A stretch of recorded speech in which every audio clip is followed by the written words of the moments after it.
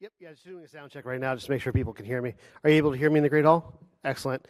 And online, Dolores, are you able to hear me? Yes, we can. Excellent, thank you so much. Okay.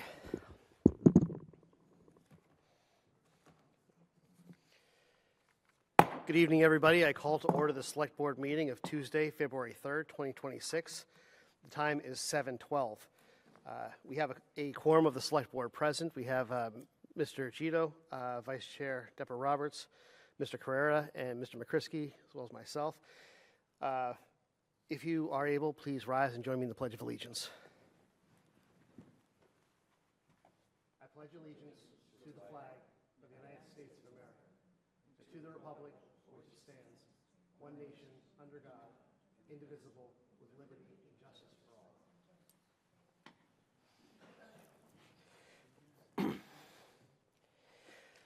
Thank you very much.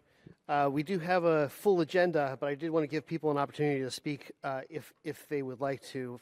So I'm just ask if there's any citizens' comments for the evening. Madam Walsh, Ms. Walsh.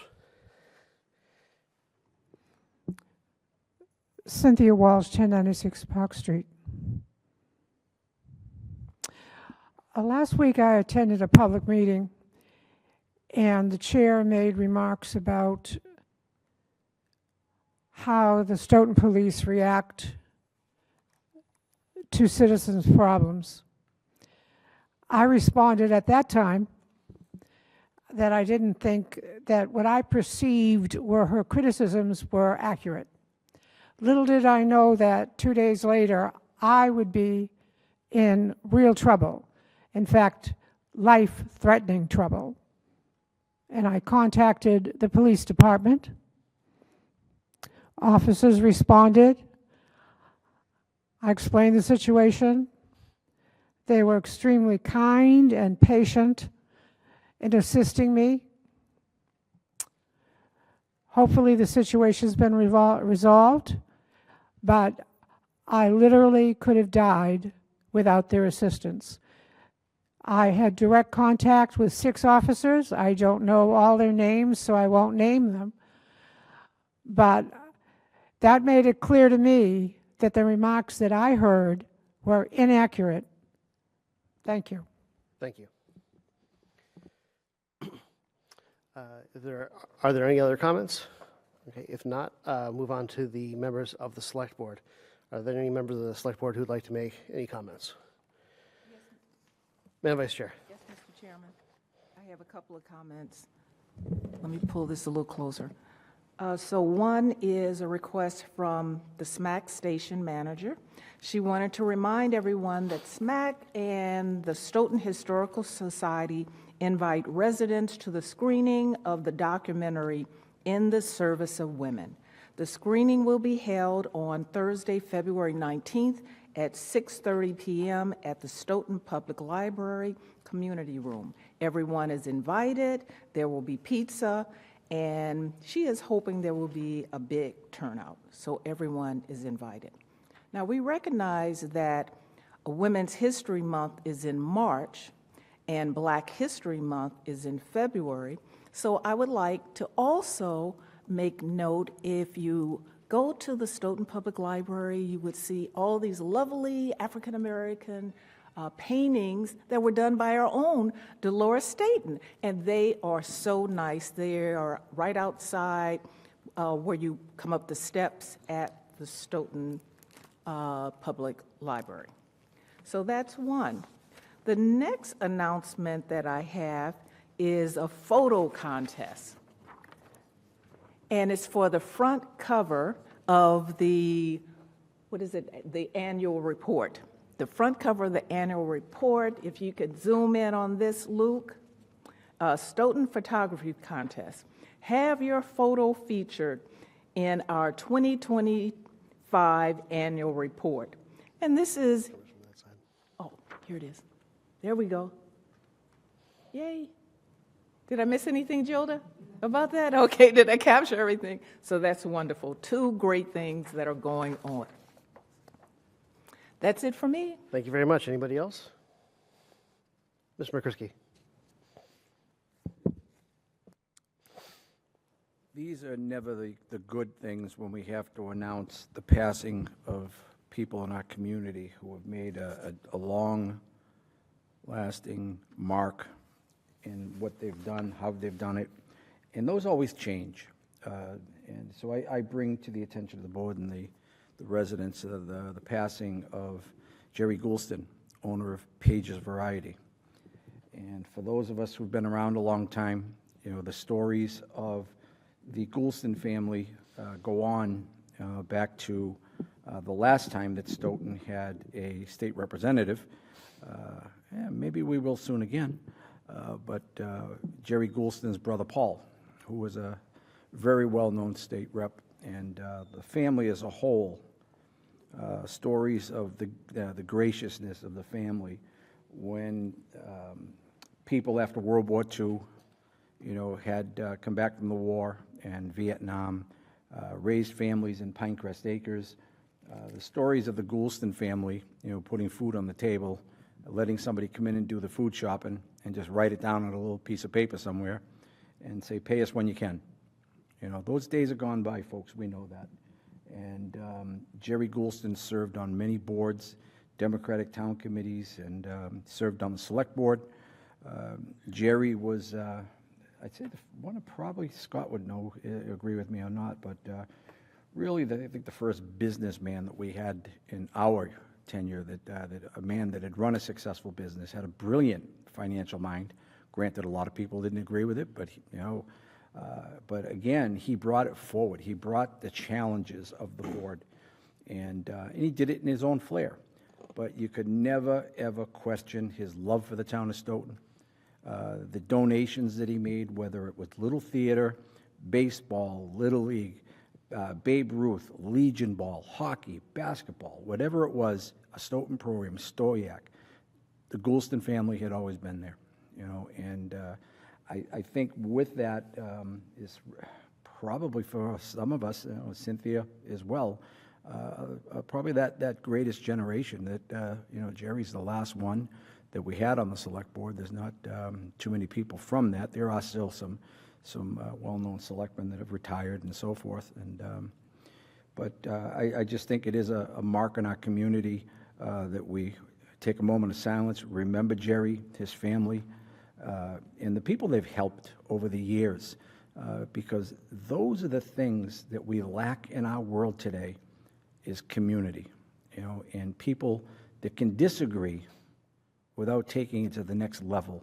Where it's going now and how, and some of us here, we've all received those phone calls that I can say I never used to get, but now they're more, just talking to the town manager about one recently, you know, and it's just, we need to learn from those people, and some of us on that board, on our board now currently, is we need to try to get back to that, you know, to be able to talk to somebody with differences before we take it to another step and it blows up, you know, and I think we all have been subject to that at one time or another.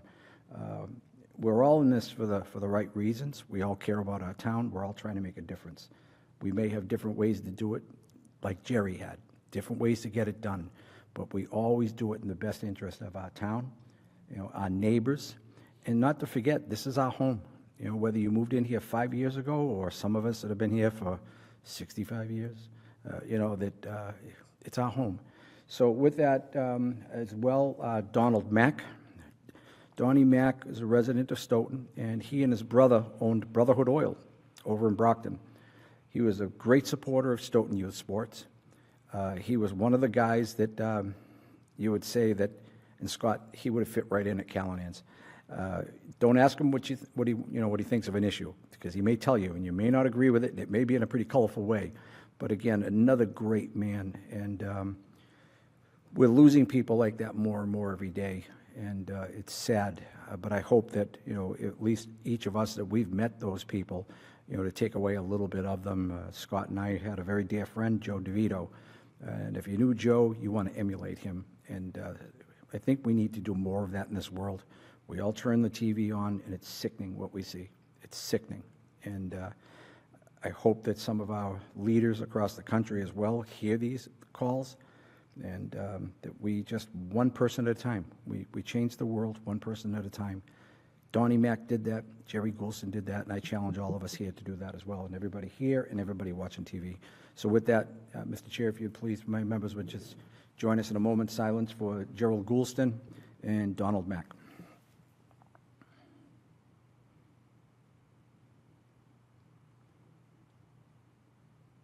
Thank you, Mr. Chairman. Thank you so much. Mr. Carrera, any comments? I'll be brief so that we can move on. But I served with Jerry on the board, and I was his vice chairman.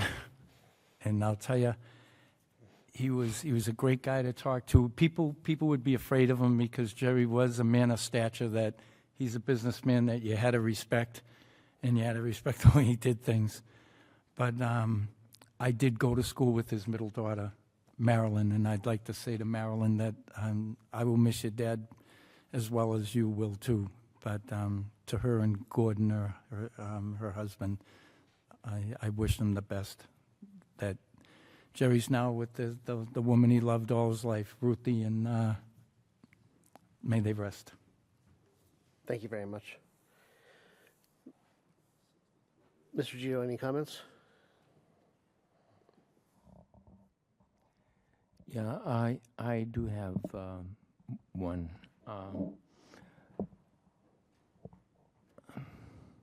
We haven't had an awful lot of time to talk about the budget and where we're going, and I know it's going to be on the agenda tonight, but it probably will be much more specific than what I would be talking about. And I've been concerned about how we can pay for the things that we need to do, and have suggested some things that I thought would be helpful. I look at the things that we've done over the past couple of years, and some of them have been very good. The fact that we've basically uncovered money that we had, about $12.5 million worth, and much of that has been set aside. But I look at what we're doing now in the special town meeting within the annual, and we don't have the final numbers on everything that's there. But I've noticed that we had gone from basically putting money away at about, let's see, we had somewhere around $10 million that we put away last year at the special town meeting, and about $7.8 million of that were put into reserve accounts for the future, things that we need to do, which is what I think we should be doing, because we have a lot of projects that we need. We've got a police station to build and so on. At our March meeting, March 2nd, we're going to put away another $3.3 million, and that's about 77% of what we're dealing with in that meeting. But we get to the annual, the special within the annual, and I see something quite different, and I am, frankly, I'm concerned about it. I mean, just a second.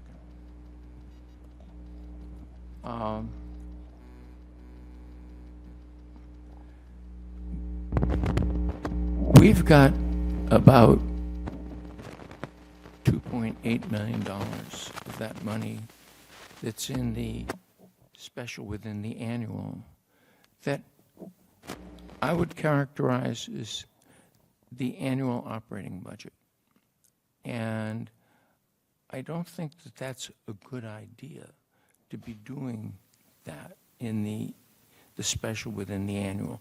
We've basically taken out all of the police major purchases and some others.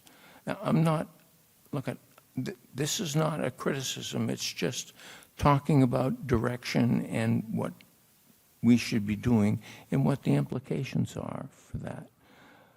When we take the money out of the budget and use the money from either free cash or something else, we've been trying to wean our way away from a lot of that, aside from things within the annual budget. But when we're taking it and using the money from what we have now, I think we should be sort of squirreling that away, because we're doing two things. One, we're sort of expanding the budget, the annual budget, by doing that, and we're also not taking account of what is happening in the financial world and in the way things that need to go on. And I'm just raising the issue now because I wouldn't be able to raise it later. But I think it's something that we need to really give some thought to. That's the end of my story. Thank you very much. So I just have one announcement for myself. I do have some good news. I'm very proud of one of the members of our board, and I'd like to read a letter I put together. Dear residents of Stoughton, I'm delighted to recognize and congratulate Deborah Roberts on her re-election as president of the Massachusetts Select Board Association, the MSA, an honor she now holds for the second time.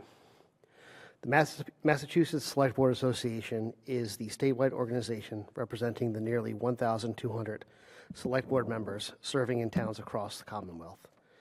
The MSA, part of the Massachusetts Municipal Association, advances the role of Select Boards by providing vital networking opportunities, educational programs, advocacy support, and best practice guidance to local elected officials who serve as their town's chief policy-setting bodies. As MSA president, Deborah has played a central leadership role in shaping the association's agenda, helping lead professionals develop training and forums that strengthen governance across Massachusetts communities. She has served as a featured speaker and moderator at MSA events, from newly elected members training to annual business meetings, where her insight on municipal governance, collaboration, and community engagement has helped inform and empower Select Board members statewide. Deborah's leadership extends from her work with the MSBA to her service on the Stoughton Select Board, where she has been a tireless advocate for inclusive civil participation, thoughtful fiscal stewardship, and effective local government, grounded in her professional experience and long record of community service. Please join me in congratulating Deborah Roberts on this well-deserved honor and in thanking her for her continued commitment to municipal leadership and public service. This is a huge honor that to be selected as the president. This is her second year in a row, and to have a member of the Stoughton Select Board representing this organization is also a tremendous honor. And I just want to thank you for the work that you put in doing that, in representing us and our values and our commitment to excellence, and helping to guide other members of the Select Board in other communities towards the same. So thank you very much. Thank you, Mr. Chairman.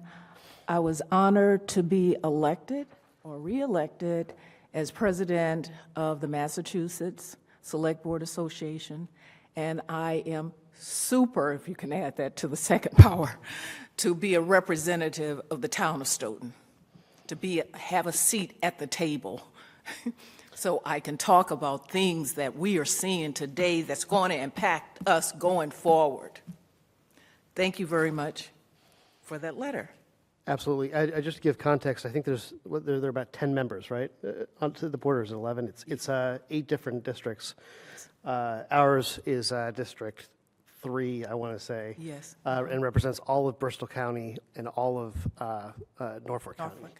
A large area, and we have a single representative, which is a lady right now from Sharon, whose name escapes me, but she's representing our district. I know you held that seat for a while, and when you moved up into the second president, then vice president, Yes. first vice president, and now president. Absolutely. Being in that leadership position, those seats were opened up for other delegates. But it's a very small community of people who are selected across large areas, and it's prestigious and difficult to get on at all. But then to rise to the level of president is really an outstanding achievement. Thank you. And you were right on when you said that the Select Board Association is around 1,200 members. It's the largest subgroup of the Massachusetts Association, Massachusetts Municipal Association. About half of that, so the next highest tier of membership or subgroup is the city councilors. So, thank you very much. Thank you. So we'll move on to our next order of business. Actually, I will ask Mr. Coulter, do you have any announcements of your own? Yes, Mr. Chairman, just a couple of announcements. Shortest one first. I want to remind citizens that we'll be hosting a public information session regarding municipal solid waste next Wednesday, February 11th at 7 o'clock in the Great Hall. All are welcome. A more lengthy announcement comes from the town clerk. A preliminary town election for the Select Board will be held on February 17th, 2026. Polls will be open from 7 a.m. to 8 p.m. Early voting will be taking place at Town Hall in the town clerk's office for the February 17th election as follows. February 9th, 9 to 4. The 10th, 9 o'clock to 4 p.m. The 11th, 9 o'clock to 4 p.m. The 12th, 9 o'clock to 6 p.m. And the 13th, 9 o'clock to 11 a.m. Other important dates. Last day to register to vote is this week, February 7th. The last day to apply for a ballot by mail is February 9th. Last paragraph, if you are looking to vote by mail, you must fill out a vote by mail application so we can update the state system and mail your ballot. Please note, even though you might have filled this out previously, the application expires on December 31st of every calendar year. Please feel free to call the office if you have any additional questions, and the office at the clerk's office is 781-341-1300, extension 9214 or 9215. Thank you, Mr. Chairman. Thank you so much. Thank you, Mr. Town Manager. I appreciate your doing that. There were comments made that from time to time that there are too many people running for a seat.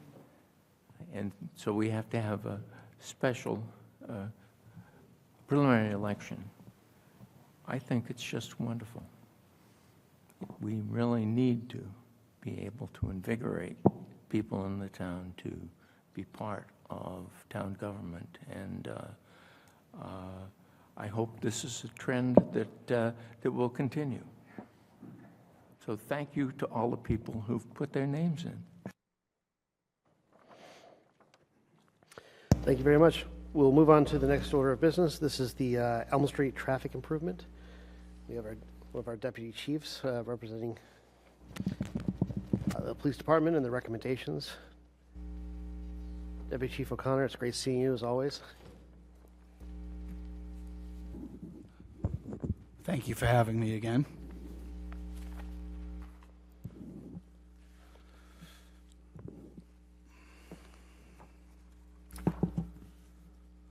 So I think it basically started when they started doing Central, Tosca, and Canton Street over.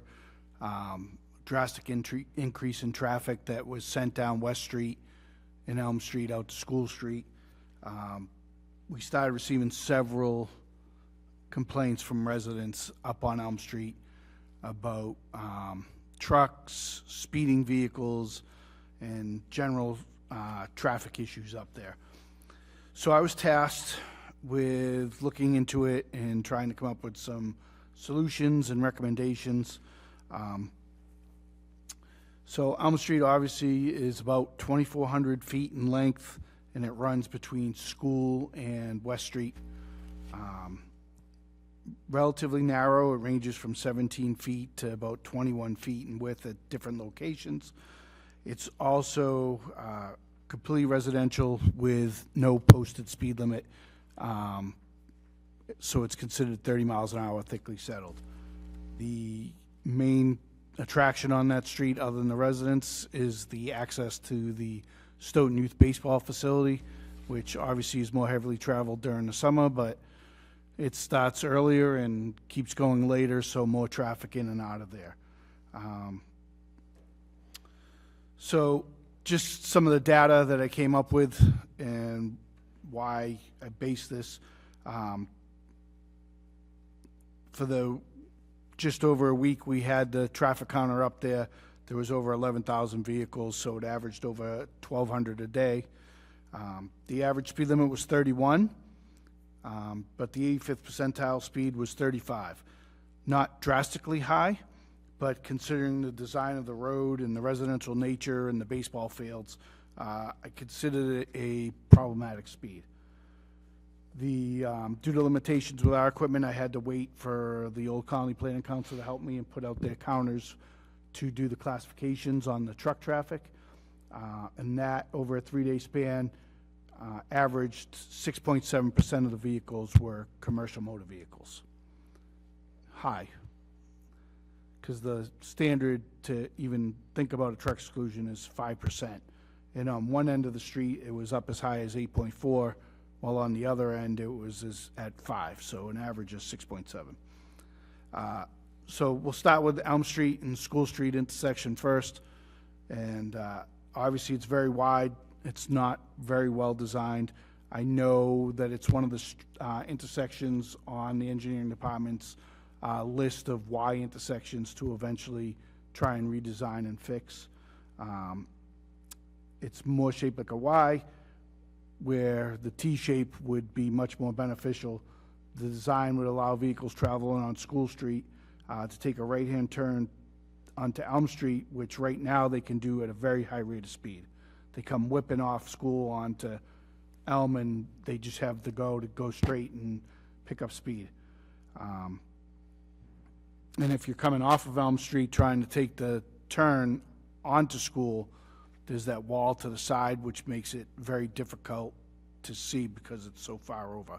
So if we could tee that up and make it more squared off, that would help reduce the vehicles coming off of School onto Elm, because it would force them to have to take an actual right turn than just kind of veer on, and also move traffic over a little bit to give more visibility for the vehicles making the turns off of Elm onto School. So that's one thing that I came up with that would be beneficial for that road. If you go to the other end of Elm Street, down at West Street, you see basically the same type of problem. The intersection is designed like a Y instead of a T. It allows vehicles traveling on West Street to take a left-hand turn on the Elm Street at high rates of speed, because sometimes they just don't stop at the stop sign there.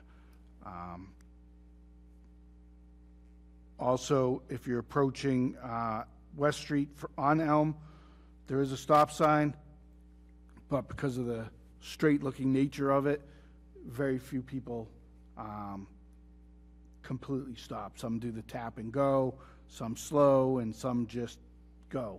And as you know, we've done enforcement up there, but we can't be up there 24 hours a day. So the recommendation up there is at some point to try and redesign this intersection as well and to tee it off. Obviously, I'm not a engineer, so that's going to be a little bit more involved and would need the assistance of the engineering department to look into that and look into what it would cost to actually do that as well. In terms of pedestrian access and safety, there are no sidewalks on Elm Street at all. Obviously, no bike lanes, and the concern is the kids going to and from the Little League fields. Recommendation that I came up with, and again, I make these recommendations. I do not have to worry about money. I make these recommendations, and it's up to you guys whether we want to try and fund this or not. And again, this is another one that would probably need the help of the engineering department, because over the years I've seen it. The sidewalk ends on School Street down by Drake Ave. I would love to see that extended all the way up to Elm Street and down Elm Street on the baseball side of the street and have it go right to the baseball field. I did meet with Craig Horsfall, the engineering department, because originally I was like, oh, have it go down the other side, and he's like, well, all the poles are there, so you probably don't want to do that. Plus, it's not really a great idea to have a mid-block crossing. So you'll see that I had recommended if it's decided that it would be on that side, you would need to put flashing pedestrian beacons at the crosswalk at the Little League field. If you put it on the other side, then you have the crosswalk going across the newly designed T intersection, which is shorter, and then down the street, and you don't have to provide the flashing pedestrian beacons because the kids will already be on that side. Also, because of the kids riding their bikes too, I felt like the sidewalk should probably be a mixed-use sidewalk so that it allows bicycles to ride on it as well. Signage, speed, and other issues on the street. Very little signage on the street overall. There are no warning signs or regulatory signs indicating the speed limit. One end of Elm Street has a stop sign, a head warning sign, while the other doesn't.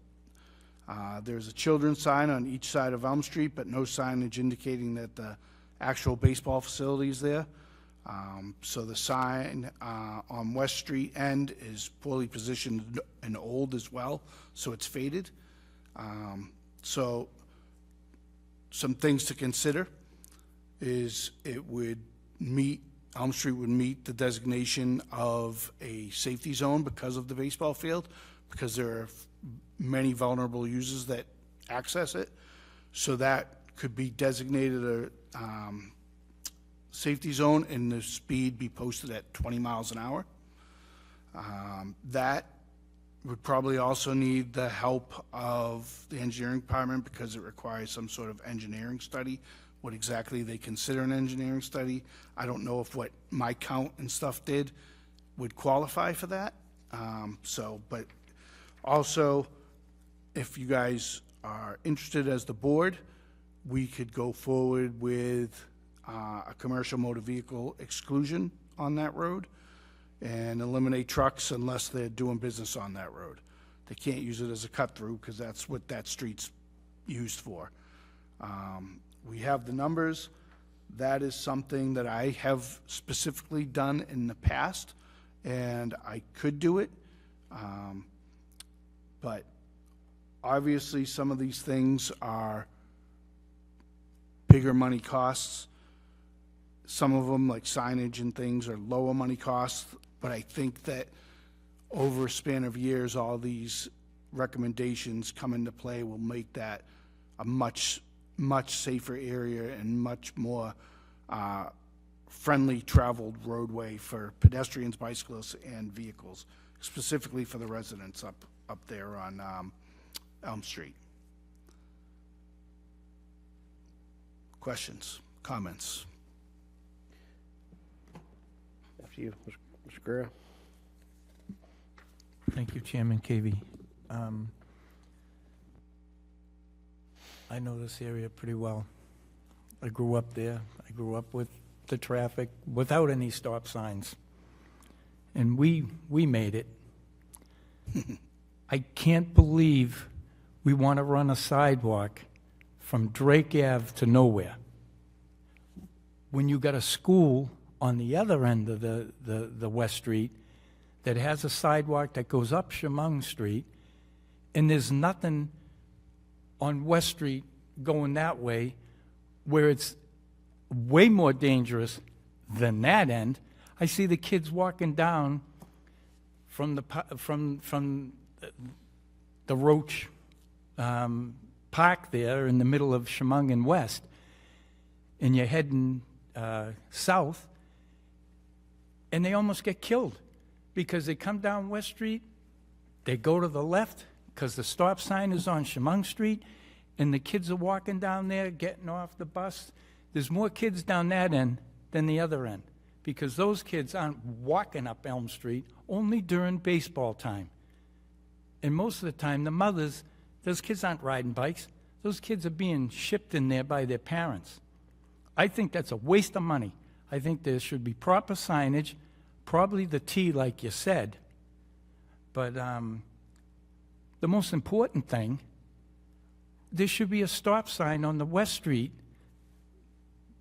down where it goes.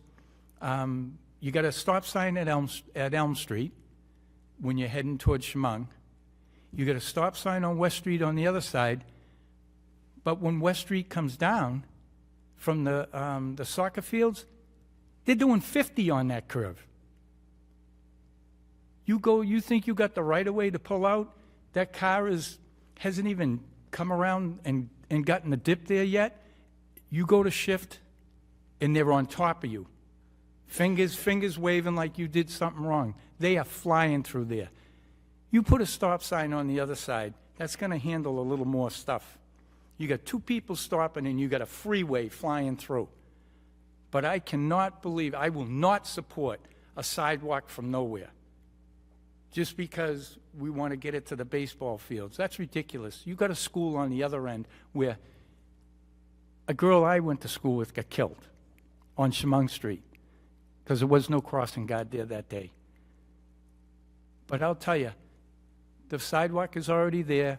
It's not that much to send it up that side. But from Drake Ave, nobody's walking from Drake Ave to go that way. Maybe during baseball season, but I doubt it. Those kids, I never see kids riding their bikes there.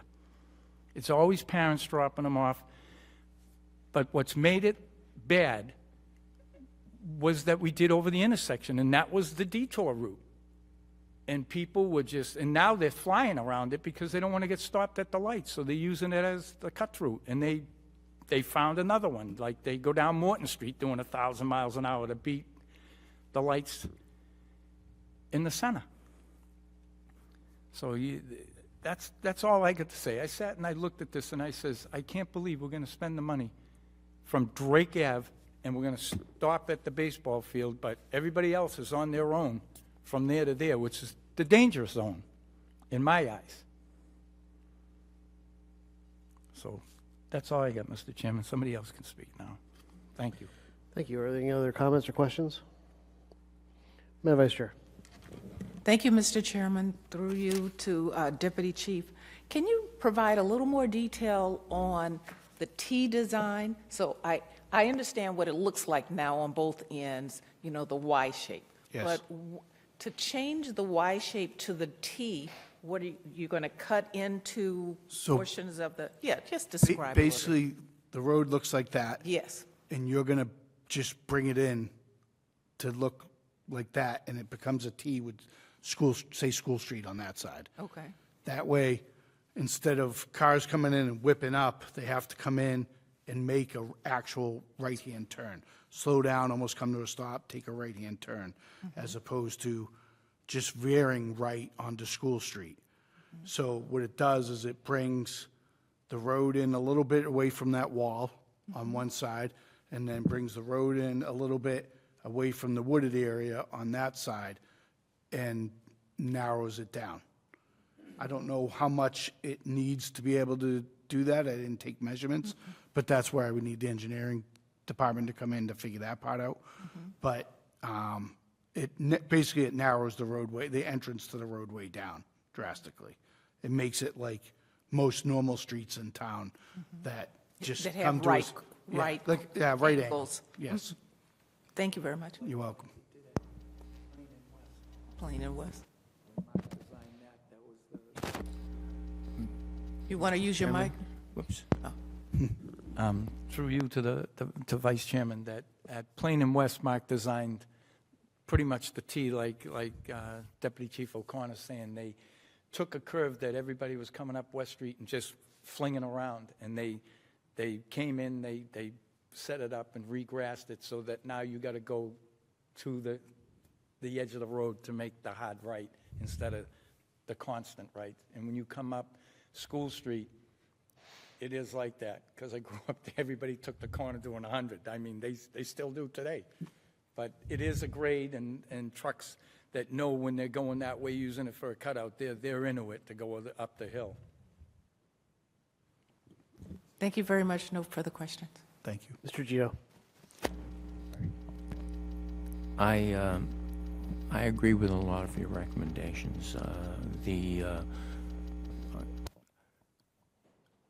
I think both of the ends of that street need to be changed.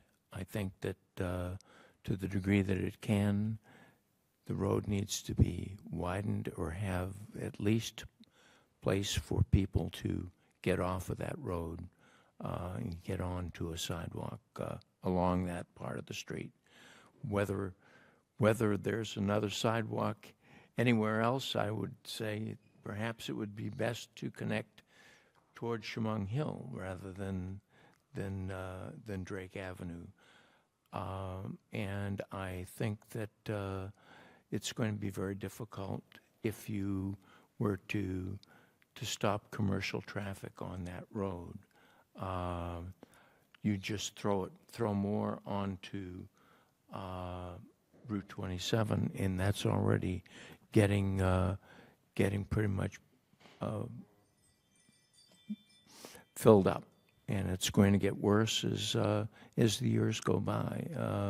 So I would think that you'd probably want to have a parallel road in that area, because people do come down Chemung Street and go all the way to school and then down through the town. But you know all of that.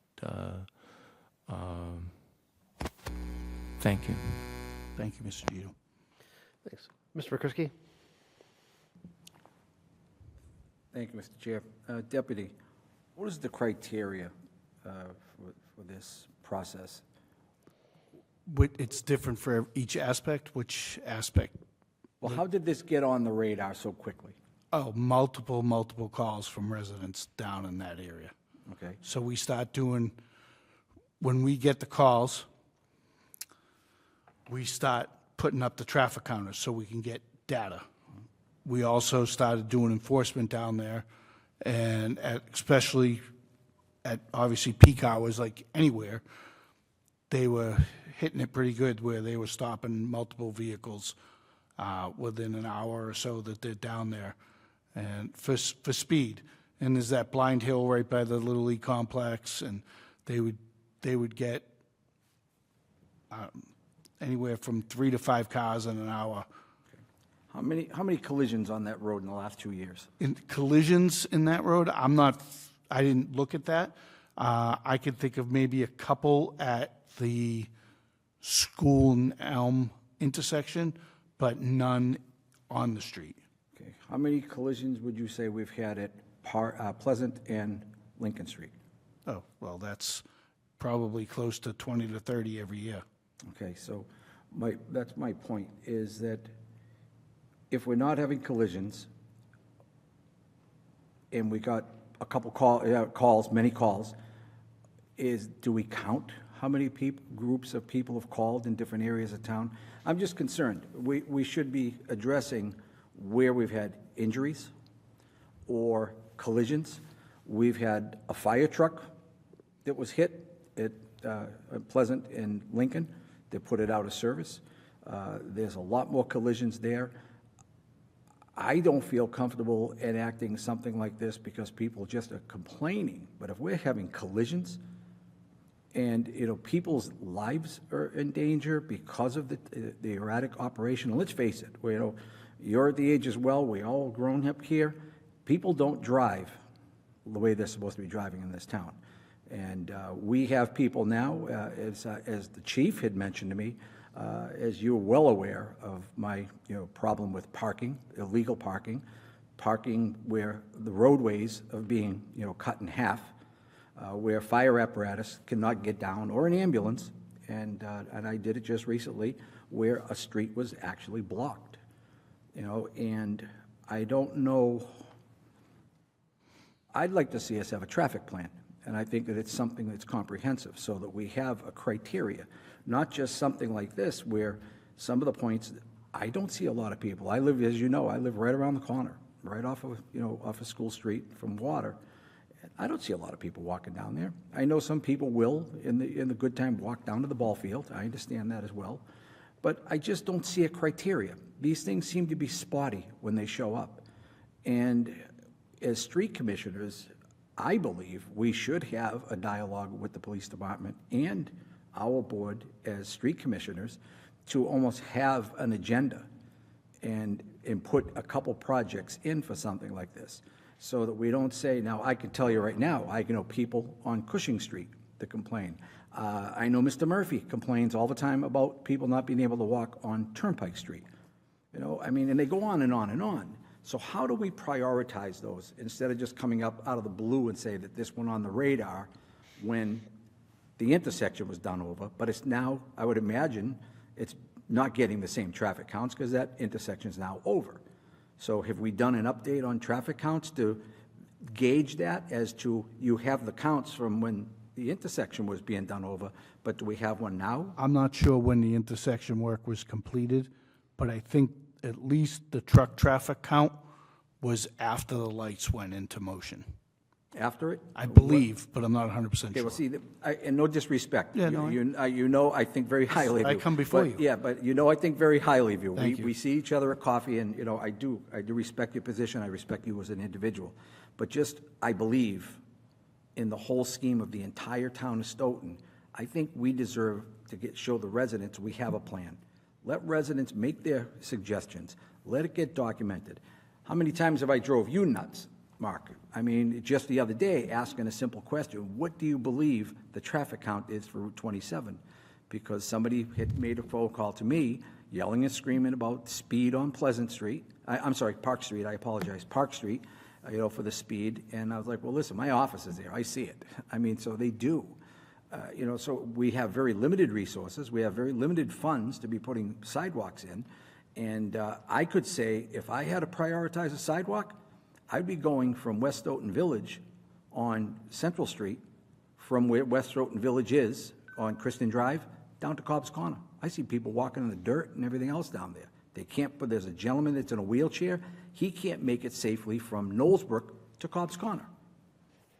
When we've got to prioritize, Deputy. I really believe, I think it's something we can do proactively, but something like this and the amount of money that would be here is, I think, could be spent better somewhere else. And it's tough to say that. I'm in the safety field. I want people to be safe. I don't want to see people injured, but I think this is long overdue, because this isn't the first time we've had this kind of conversation. And I look at this and say, this would be a great thing. We're going to be talking about speed bumps and things like that. A very simple four-way stop that this board can do. I'd love to get the police department's input on what you could project that being from the collisions.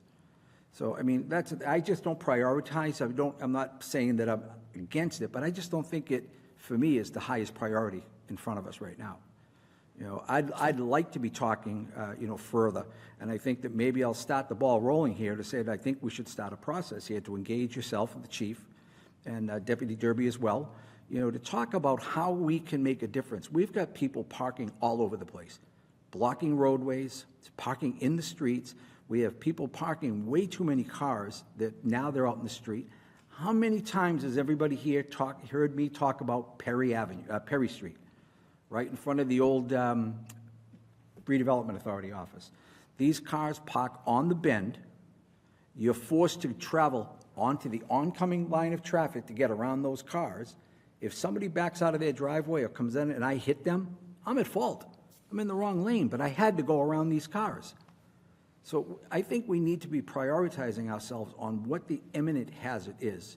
and not just something that pops up. And again, I say that with all due respect, you know, because I've been that pain in the neck. I know that when it comes to traffic and So parking. to alleviate some of your concerns, like Pleasant and Lincoln, that is a ongoing project. Right now, it's in the evaluation stage because they installed the flashing warning beacons on each side.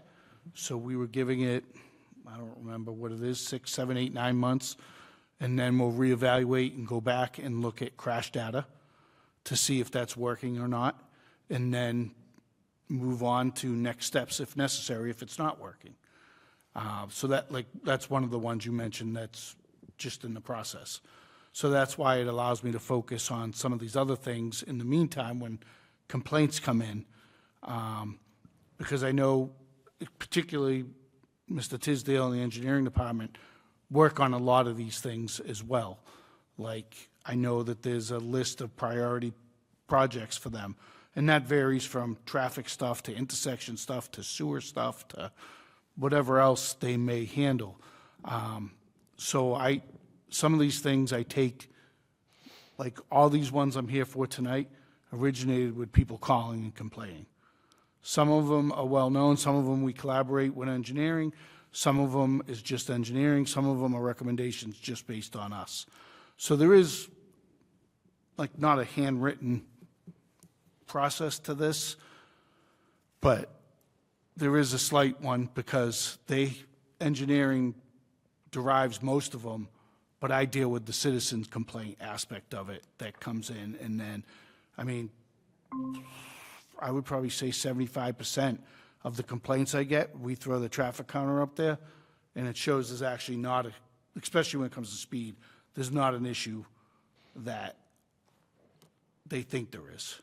Because most of the time I send them back like, hey, great news. Data shows that the average speed is 25 in the 30, and the 85th percentile, which would set the speed limit if we were going to do some sort of study, is 29. So not even over the 30, so you don't have a speeding problem. And I explained to them, hey, I would never be ignorant to say that there is not the occasional speeding car that goes down your street, because that would be foolish to say it never happens. But in general, you do not have a speeding problem.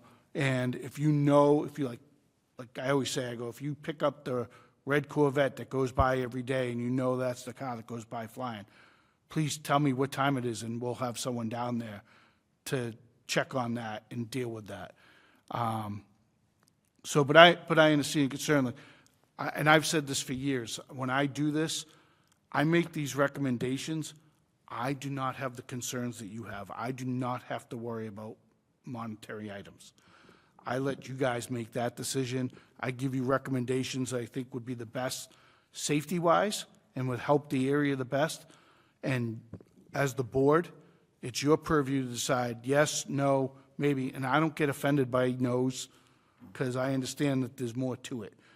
And that, I'm sorry to say, I kind of learned from Lieutenant Blount. I don't have to, like, my recommendations are what I think's best for the area.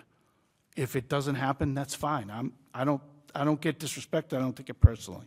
That's fine. I understand that you can't say yes to everything I ask for or anyone asks for. So I'm okay with that. I'm okay with the feedback. Yeah, I'd just like to see us come up with a plan. I'd like to see something a little bit more formal. I've complained at school and Perry where people park right up to the stop line. I've never seen a parking ticket issued. And as well, I have to travel and these are the intersections, just leaving my own home. So I'm just taking, if I were to dig more and put my thinking cap on, I can come up with more. But just what I see in my own neighborhood, there's probably 5 or 6 cars that park from Myrtle Street to School Street. I drive into oncoming traffic, the people that are taking, if you're going from the center of town down Perry Street, if you go past Winter Street, just before you hit School Street, there's like 5 or 6 cars parked there. They park right up to the stop line. So when I go around that car, anybody that's coming from school from the Little League field taking a ride on Perry Street, it's dangerous. It's existed. I've never seen parking tickets on it. Never.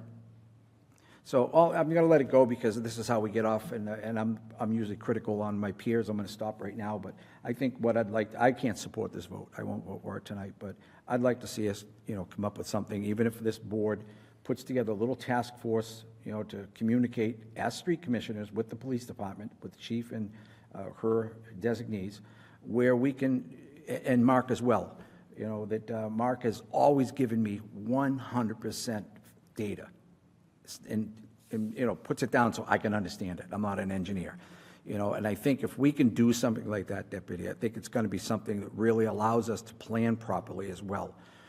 I'd like to see us doing something, maybe if it's just out of the budget, on doing a major repair of the sidewalks on Central Street. There's a lot of people that walk from Knowlesbrook down to Cobb's Corner, and there are wheelchairs, and we've never addressed it.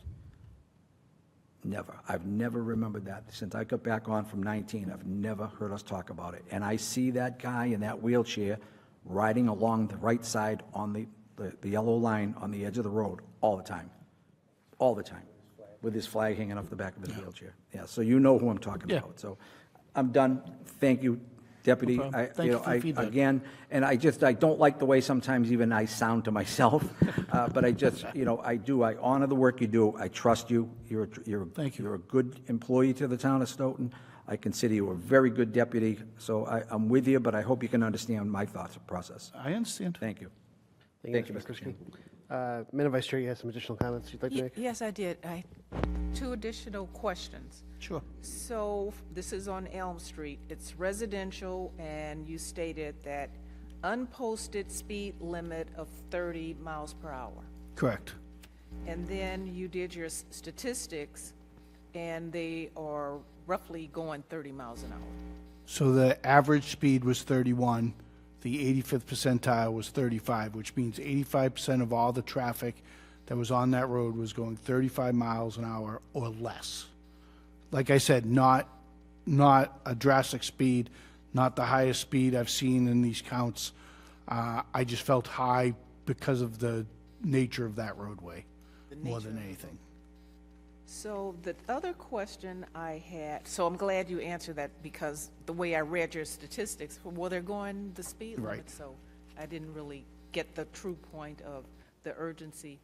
The other question I had was roughly about redirect, if you put a no truck sign, Correct. where would that redirect trucks to travel?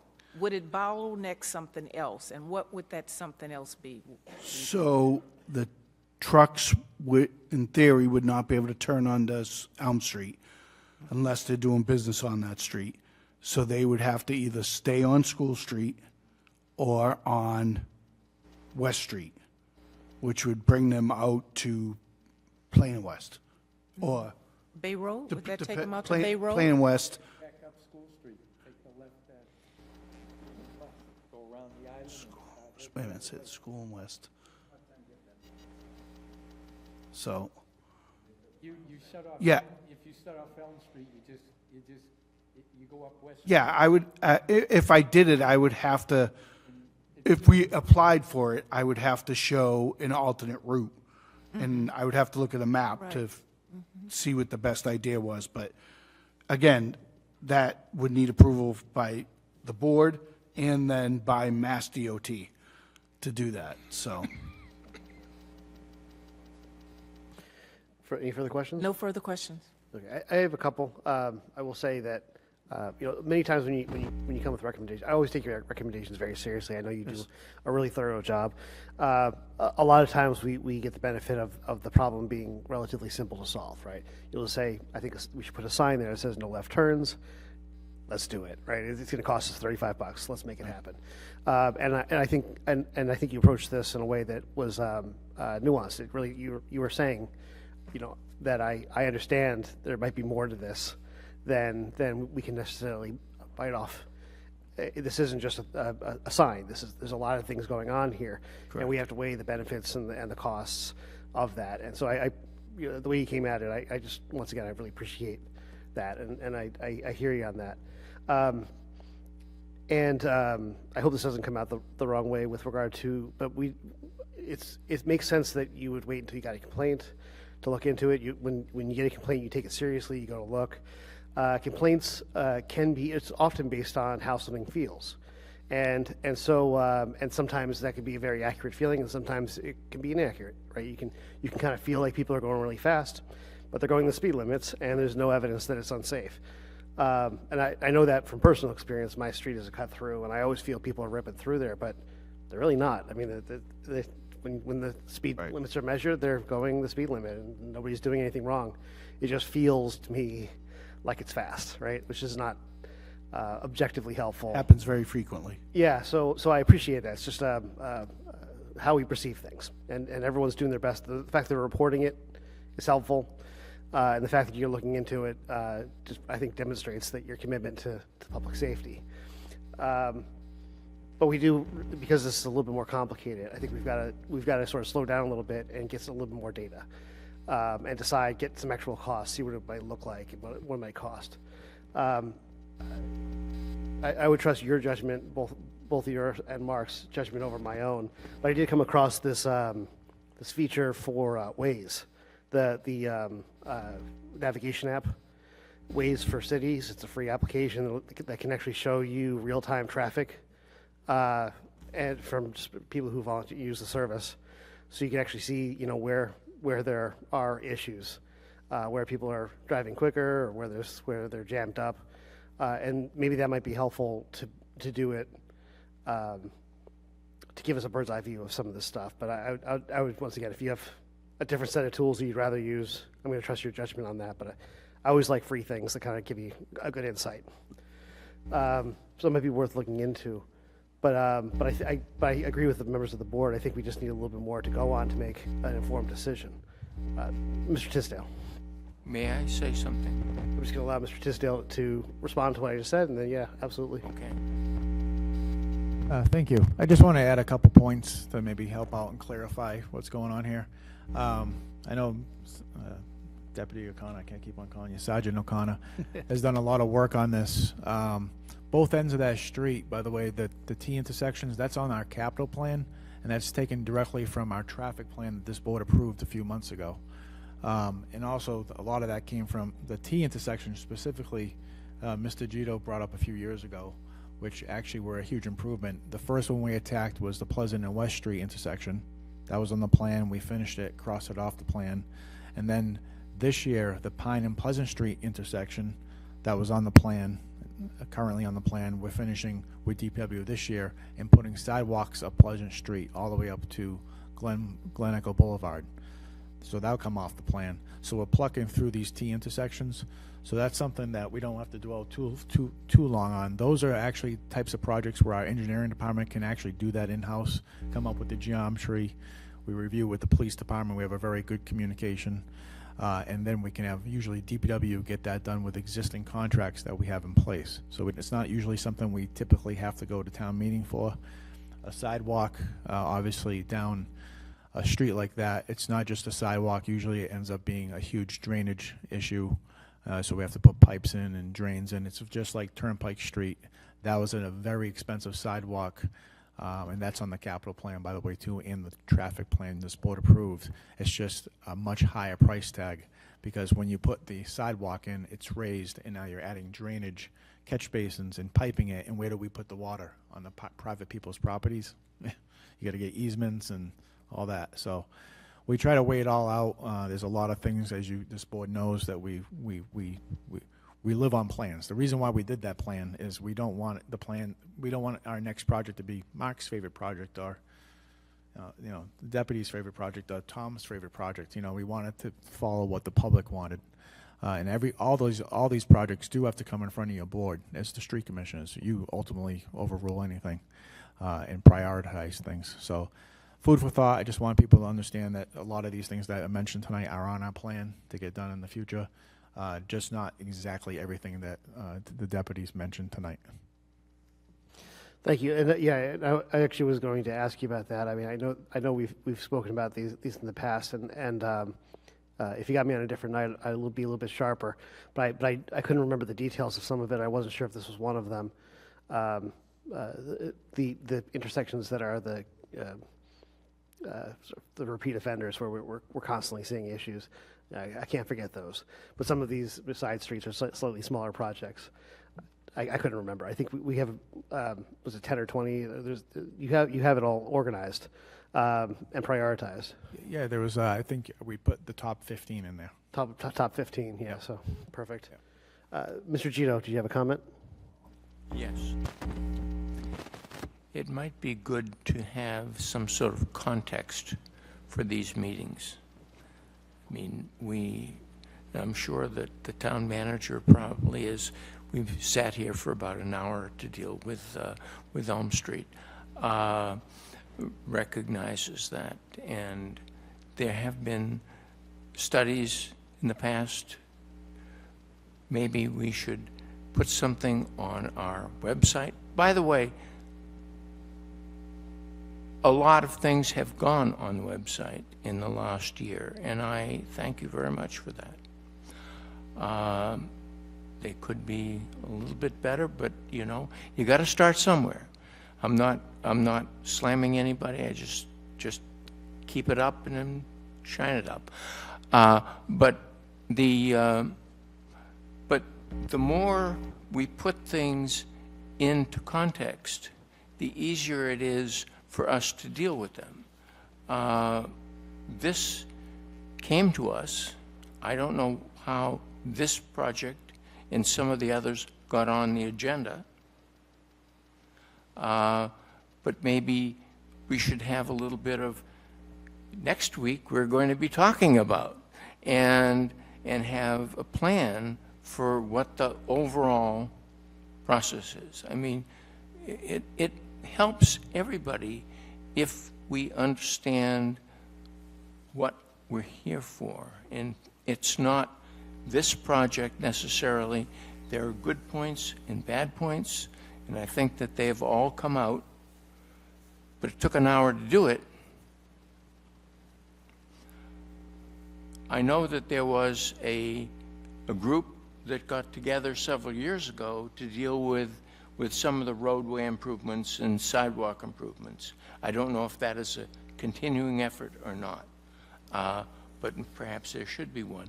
But there should be a place where all of that is, so that when we, as a board, and the people in the town who are tuned into this, see what we're doing, there's sort of a cohesive plan for it. So my suggestion would be, let's have a little bit more introduction. I think that some of the issues that Mr. McCrisky was raising are very important. And everyone else on the board, Scott and everyone else here. But this just seems like it fell onto the table. And the deputy chief came here with all good intentions of saying, you asked me to look at something, and here's what I see. I mean, from my perspective, all of the things that he suggested are things that need to be done. Whether that is the first thing that's done or the 23rd, I don't know. But if we don't have some sort of prioritization of these things and an understanding when the issue is opened up, you know, this is number 23 in the list. We're getting a lot of complaints here. Should it move up? Should it not? If that's what we're here for, then we ought to know that. I'm done. Mr. Chairman. I appreciate that. Yes, Mr. I just want to echo what Lou just said. I've been sitting here for quite a long time, like all of us, thinking the exact same thing. We've got to go, Mark briefed me on this afternoon. We've got to go back to the well-established process. You approved a plan a little over a year ago, if I recall, and they're all prioritized. If there are new ideas caused by citizens' complaints, they should be filtered through the process before we take up the time of this board. And I take the input from Mr. Tisdale more than anyone else, because they look at it quantitatively and without emotion. and they ask Jimmy to do the study. Jimmy does the study. We get data that may surprise us about whether it's an infraction or whether it's real or not real. But at the end of the day, Mark Tisdale is the keeper of the capital project list, and it should be screened internally, taking everything into consideration, citizens' feedback, budget, can only do so many things every year, just like we do with roads and water infrastructure, and then come to the board with a strong collaborative recommendation. It shouldn't just be, well, this is a hot issue, let's bring it before the board. I questioned it this morning, I'm questioning it again now. I'd like to see Mr. Tisdale say this is in the top 10 before we take your time with it. My thoughts, that's all. Thank you. So I think at this point, if anybody has a motion to the contrary, I'm happy to hear it. But I think right now, I think we're in a good place to at least appreciate that this is an issue here, and it's one that we looked into it. I think that all of us are looking to the engineering department and Mr. Tisdale, usually specifically, to help guide us through the costs and what this might actually look like and its priority. I don't want to presume, but you have two more intersections or two different areas. Do they have similar characters? Are these things that are worth running through the engineering department before we continue on, or is there anything that... So one's just parking, no parking signs. That shouldn't be that big of a deal. The other one is, again, an intersection, but my recommendations aren't anything more than a couple of signs and... Okay, it and might be worth maybe going some through, because pavement markings. signs would be, I think, would be not a heavy lift. For And I us. also, not Mr. Tisdale specifically, but on the Pearl and School one, I did have a meeting with Mr. Horsfall regarding it, so. Perfect. And he Yeah, shed so- some light so on a couple of things for me, so. So this one, once again, my vibe is that we're going to move this over to engineering and let them take a look at these Elm Street recommendations and look through that. If anybody objects, then we can move on to the next item. Mr. Chairman, just a point of information, FY27, the budget that will begin next July, will be the first year that signs are put in the budget. You know, we say put a sign here, put a sign there, but it's averaging $30,000 to $50,000 a year in signs. So during the budget process, the Budget Committee created a line item for the commissioners just for signs. Perfect. Thank you very much. Okay, so the Page Street parking project, or Page Street parking. Yeah, thank you. Thank you for this time again. Basically, because of the new gas station with the bagel shop in it, it's a little tight for a lot of trucks to get in and out of there. So what they're doing is pulling onto Page Street and parking on Page Street and going into the bagel shop, which is taking up that whole lane of traffic that's going towards Canton. So the easy solution, after getting some pictures of it and seeing it for myself, is basically to put no parking signs on the gas station side from the entrance to Cabot Place down to the southeast corner of 15A Turnpike Street on Page Street there. And so it's approximately 300 feet of no parking. And then that will give us a little bit more leeway to enforce it when necessary and hopefully just prevent it from happening.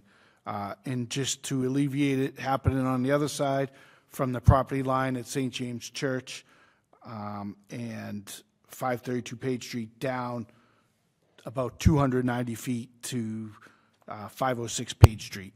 That's on the corner there of Page and Turnpike. And make that no parking on that from basically from the entrance to Cabot Place and the church down to the intersection. So it prevents, it's mostly trucks, but there have been some select personal vehicles doing it as well. Excellent. Are there any questions or comments on this one? Mr. McCrisky. Thank you, Mr. Chairman. Real fast. Mark, maybe we should get some communication with the planning board and zoning board for things like this, because when they're doing their site plan approval, they're not looking at the traffic in the area.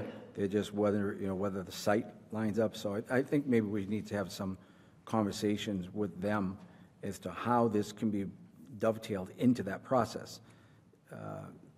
I think we would have some authority there, and I don't know what that process would be. I'll leave that with you folks, but, we really should be looking at that during site plan review, is to have the police department come up and say, where this is going to be a drive-through in this area, do you see any areas that could be potentially, hidden right now? We're talking about it, but, make sure that we say, well, fine, make it so that the traffic, is put into place before they agree with it, they know.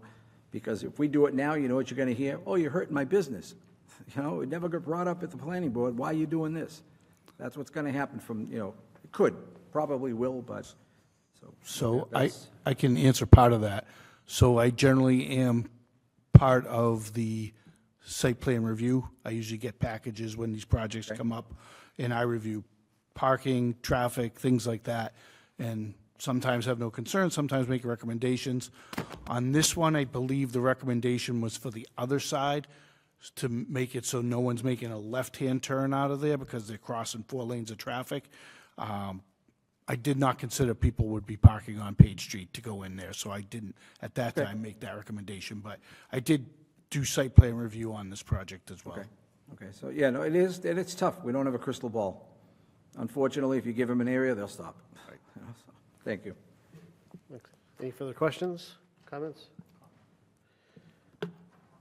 Mr. Carrera? So you review these, you're part of some of the stuff?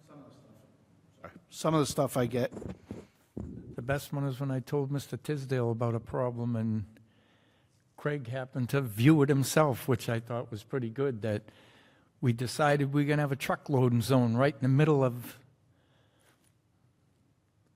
Sharon Street.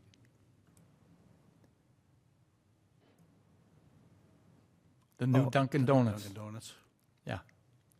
When somebody told me that was happening, I couldn't believe it. I says, no way. But then when I went up and I saw the ridiculous entrance that was allowed on that project, and the line of traffic in the queue was out in the street, people couldn't get out, people couldn't get in.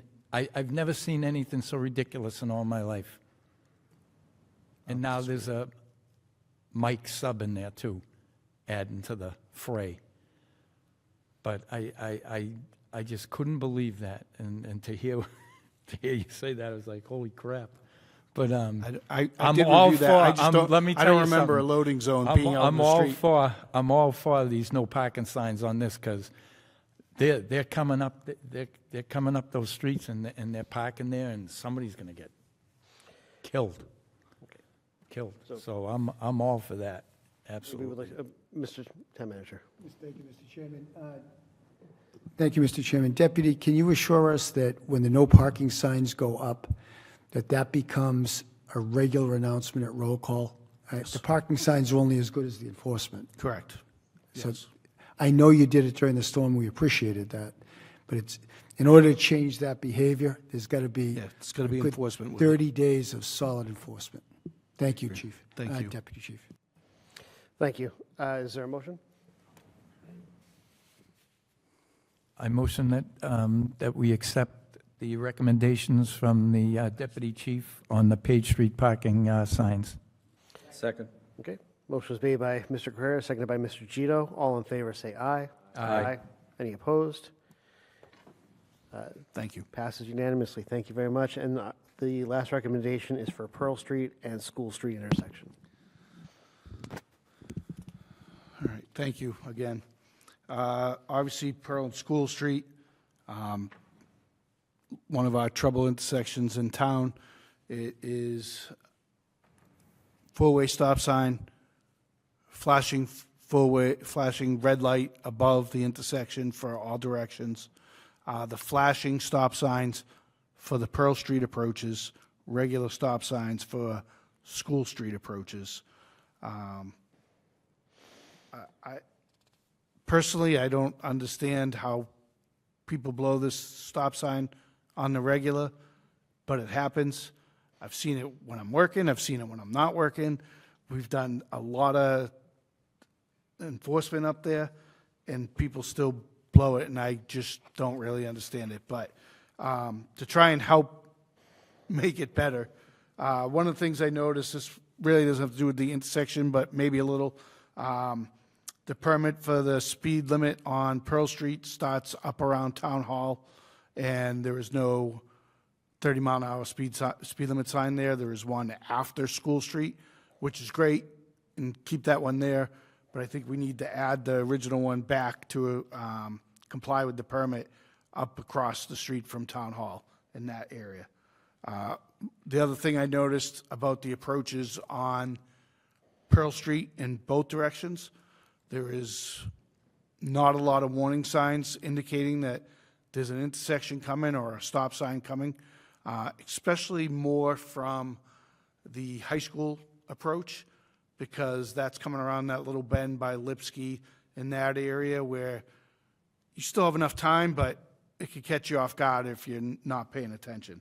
So to help alleviate that, I'm recommending a stop sign ahead warning sign on both sides of School Street leading up. So I specifically said in the area of like 43, 47 Pearl Street, and then in the area of 90 to 102 Pearl Street.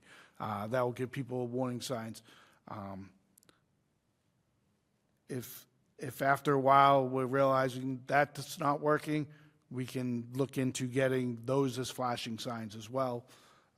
The other option to go with that, if that itself is not working, is ground markings that say stop ahead. That's used frequently and regulated by the manual and uniform traffic control devices. The other thing is the simple marker signs that lets everyone know that this is a four-way stop at the intersection. So below each stop sign, just put the little all-way or four-way stop symbol underneath it so that everyone knows. There are some other possible solutions for this intersection, such as signalizing it, which is not a recommendation to me, but it is an option. And I know that in speaking with the engineering department, it probably wouldn't work because they're looking at projects that are doing school in Canton, school in Cushing, and school in Washington, and that's not in the plan to be signalized, so I wouldn't recommend it. The other thing I noticed is I believe like the sidewalks and curb ramps are probably out of compliance. That's a more longer-term solution to look at. Same thing with that one utility pole on the southeast corner is like right there, like it's even difficult sometimes for larger vehicles to make that turn. We could look at trying to get Verizon or National Grid, whoever owns that pole, to try and move it to a different location. And the other minor thing, which again is not that big of a concern in terms of the people going through the intersection, is that northeast corner. There's no curbing over there, so it kind of floods a little bit, and it doesn't really designate the roadway that well. Some things that I've had people out in the community come to me saying we should put speed bumps on Pearl Street or rumble strips. I don't agree with it. I think for Pearl Street, that's not a good use for them, not to mention the amount of noise that it's going to create. And then obviously it creates issues like you have to look at drainage and you have to look at snow removal for the Public Works Department. So I'm not for those. But the sign improvements is what I'm recommending. So the speed limit sign, the stop sign ahead warning signs, and the always signs being placed underneath the stop signs to help hopefully improve visibility, warning, and alertness that this intersection is a four-way stop sign, you need to stop. Obviously, we will continue with our enforcement activities in there as well. Thank you, thank you. Mr. Chairman? Just Mr. Carrera had, Oh, I'm so sorry, Scott. had asked to speak first. Thank you. Thank you. Deputy Chief O'Connor, I remember we voted at town meeting to make in front of the high school, that stretch is supposed to be 20 miles an hour when school's in session. Oh.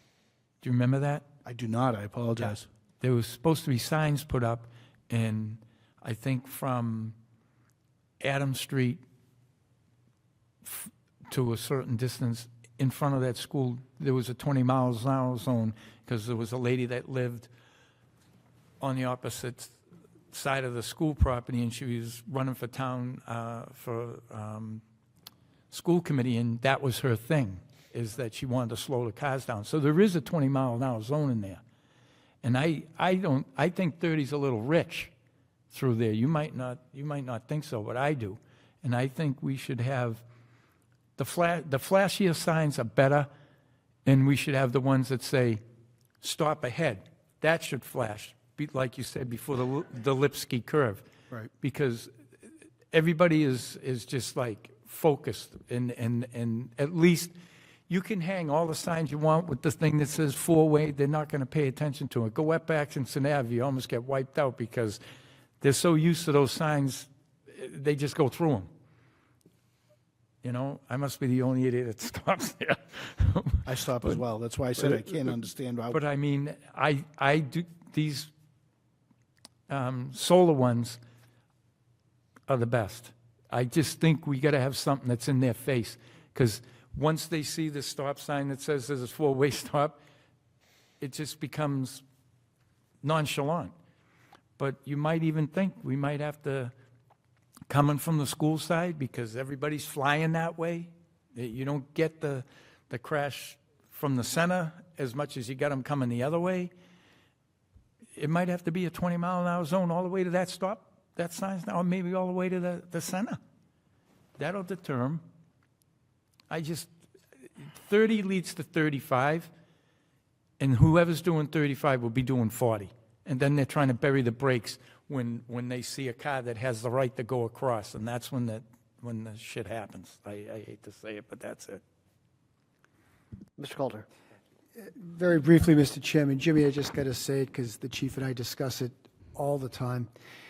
We can spend all the money in the world on traffic mitigation and calming methods to stop traffic, but we are now a fully staffed police department. This time last year, we were down 13. We have a fully staffed police department. And I got to tell you, I get complaints, I don't want to exaggerate, monthly, about the crosswalk right in front of Town Hall, 100 yards from the police department, that people come flying through there, they don't pause, they don't stop, when people are standing in the sidewalk. So I just want to close out my comments by saying we need more enforcement. Where I live, you can't drive down Main Street without seeing a car pulled over. I don't see that much in Stoughton, to be honest with you. And quite frankly, I've been told that police don't want to pull people over now for just minor traffic violations. I've been told that by the chief. So has Mr. McCrisky been told that by the chief. That's unacceptable.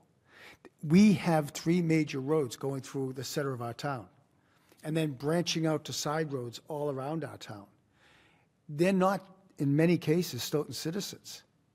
If we're not holding them accountable, this becomes a racetrack for out-of-town drivers. We're now fully staffed. We have a fully staffed budget. We've got to see more enforcement. Signs, blinking lights, studies are not going to change bad behavior unless there's very strict enforcement. I see our enforcement officer over at the T every day, ticketing cars that don't belong there. And now you see it being mitigated. I can only speak for myself. I just don't think we're strict enough with what our signs say in Stoughton as we need to be with enforcement. And I say that just as constructive feedback. I've said it to the chief, so I don't mind saying it now. I know. So coming from a traffic guy by heart, that was what I did before I got promoted. I don't disagree. Thank you. You know what I mean? But I will say this, at least for the, since probably July, the uptick in traffic enforcement has been noticed. I want to note that because the chief gave me that study, and I congratulate you on that. Enforcement has been doubled. 1 year compared to the previous year. It's just not enough. I went through that center of town last week, which again is 500 feet from the police department. Yep. It was myself and 2 people from the treasurer's office and Vice Chair Roberts. We were in the middle of that intersection where 2 cars came by, a guy on the phone flew right through it. I had to pull Deborah back from the middle of the road. You owe me, by the way. Yeah, this actually happened, yes. And that doesn't just happen once in a while. I mean, I'd put somebody right at that intersection, let him or her eat lunch, and pull over the bandits that are doing that. I don't think they're from this town. I think they're passing through. Just a thought, Jimmy. But I will acknowledge that the traffic citations have doubled since we've become fully staffed. But, you know, maybe it's got to be something more than that. For that to happen to the vice chair and to senior state treasurer delegation was kind of embarrassing, and it shouldn't happen. That's all. Mr. Chairman, if I may just, Absolutely, absolutely. I do want to keep it and moving this, though. and I know, and I want to move on too. Deputy, there is, and the one incident that I did see with my own two eyes was an out-of-town sewage truck, 10-wheel truck, that didn't stop at the intersection heading towards the high school, right through it, didn't even touch the brakes. With that, I asked if a citation, I saw the cruiser go after aware the of that vehicle, incident. and it wasn't cited. Yep. All right, under federal regulations in Massachusetts, throughout the country, Title 49 of the Code of Federal Regulations, in that Massachusetts adopted those regulations in 1986 to be part of Chapter 90. So in that regulation, 38351, for a CDL truck driver, the failure to obey a traffic control device is what's considered a serious violation. If they do these and others, there's a laundry list of others, 2 in a 3-year period, that CDL driver is disqualified for driving for 60 days. Okay, and I'd be more than glad to share the regulation with you. And it's the motor carrier's responsibility to know that those, if they exist, that driver is not used for 60 days. So when we fail, when we pull a truck over and fail to issue it, we perpetuate that driver just saying, nothing happened. You know, and we don't do that company any good. We don't, you know, why are we going to have regulations if we don't enforce them?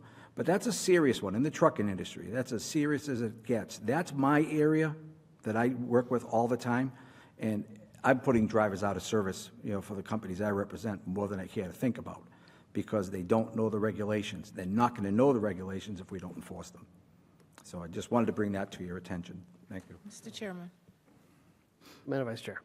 will you accept a motion at this time? Yes, please. I move that we accept Deputy Chief's recommendation for Pearl Street and School Street intersection. Do we have any public input? No, this is not for this part. It's not a public hearing. Okay. Is there a second onto the motion? Okay. Seeing none, the motion fails. Is there an alternative motion or something we'd like to review at a later time? Well, I mean, I think what I would just have to, I know at least there's one member of the public that wanted to speak on this, but it maybe. Are they here?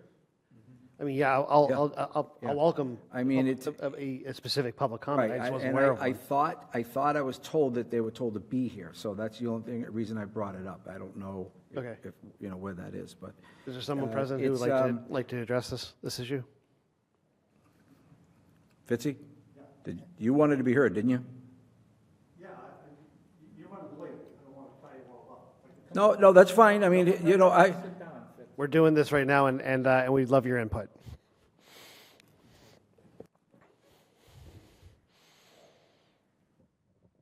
Is this on? Thank you. Thank you for giving me the opportunity. My office is right at the intersection of School and Pearl Street. I happened to be there when OCPC was doing their study some 6 years ago. I went out, I asked them what they were doing. They're studying the intersection. The purpose of that was because they're doing Washington Street. I'm being repetitive here. But they put out a report. We have the report.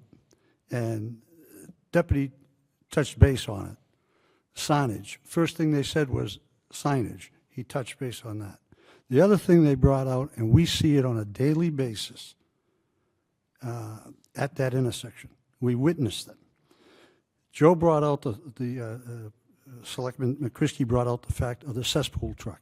That's an 80,000-pound truck I have the video on my phone. I can show anybody sitting here. The cruiser was stopped on School Street heading eastbound.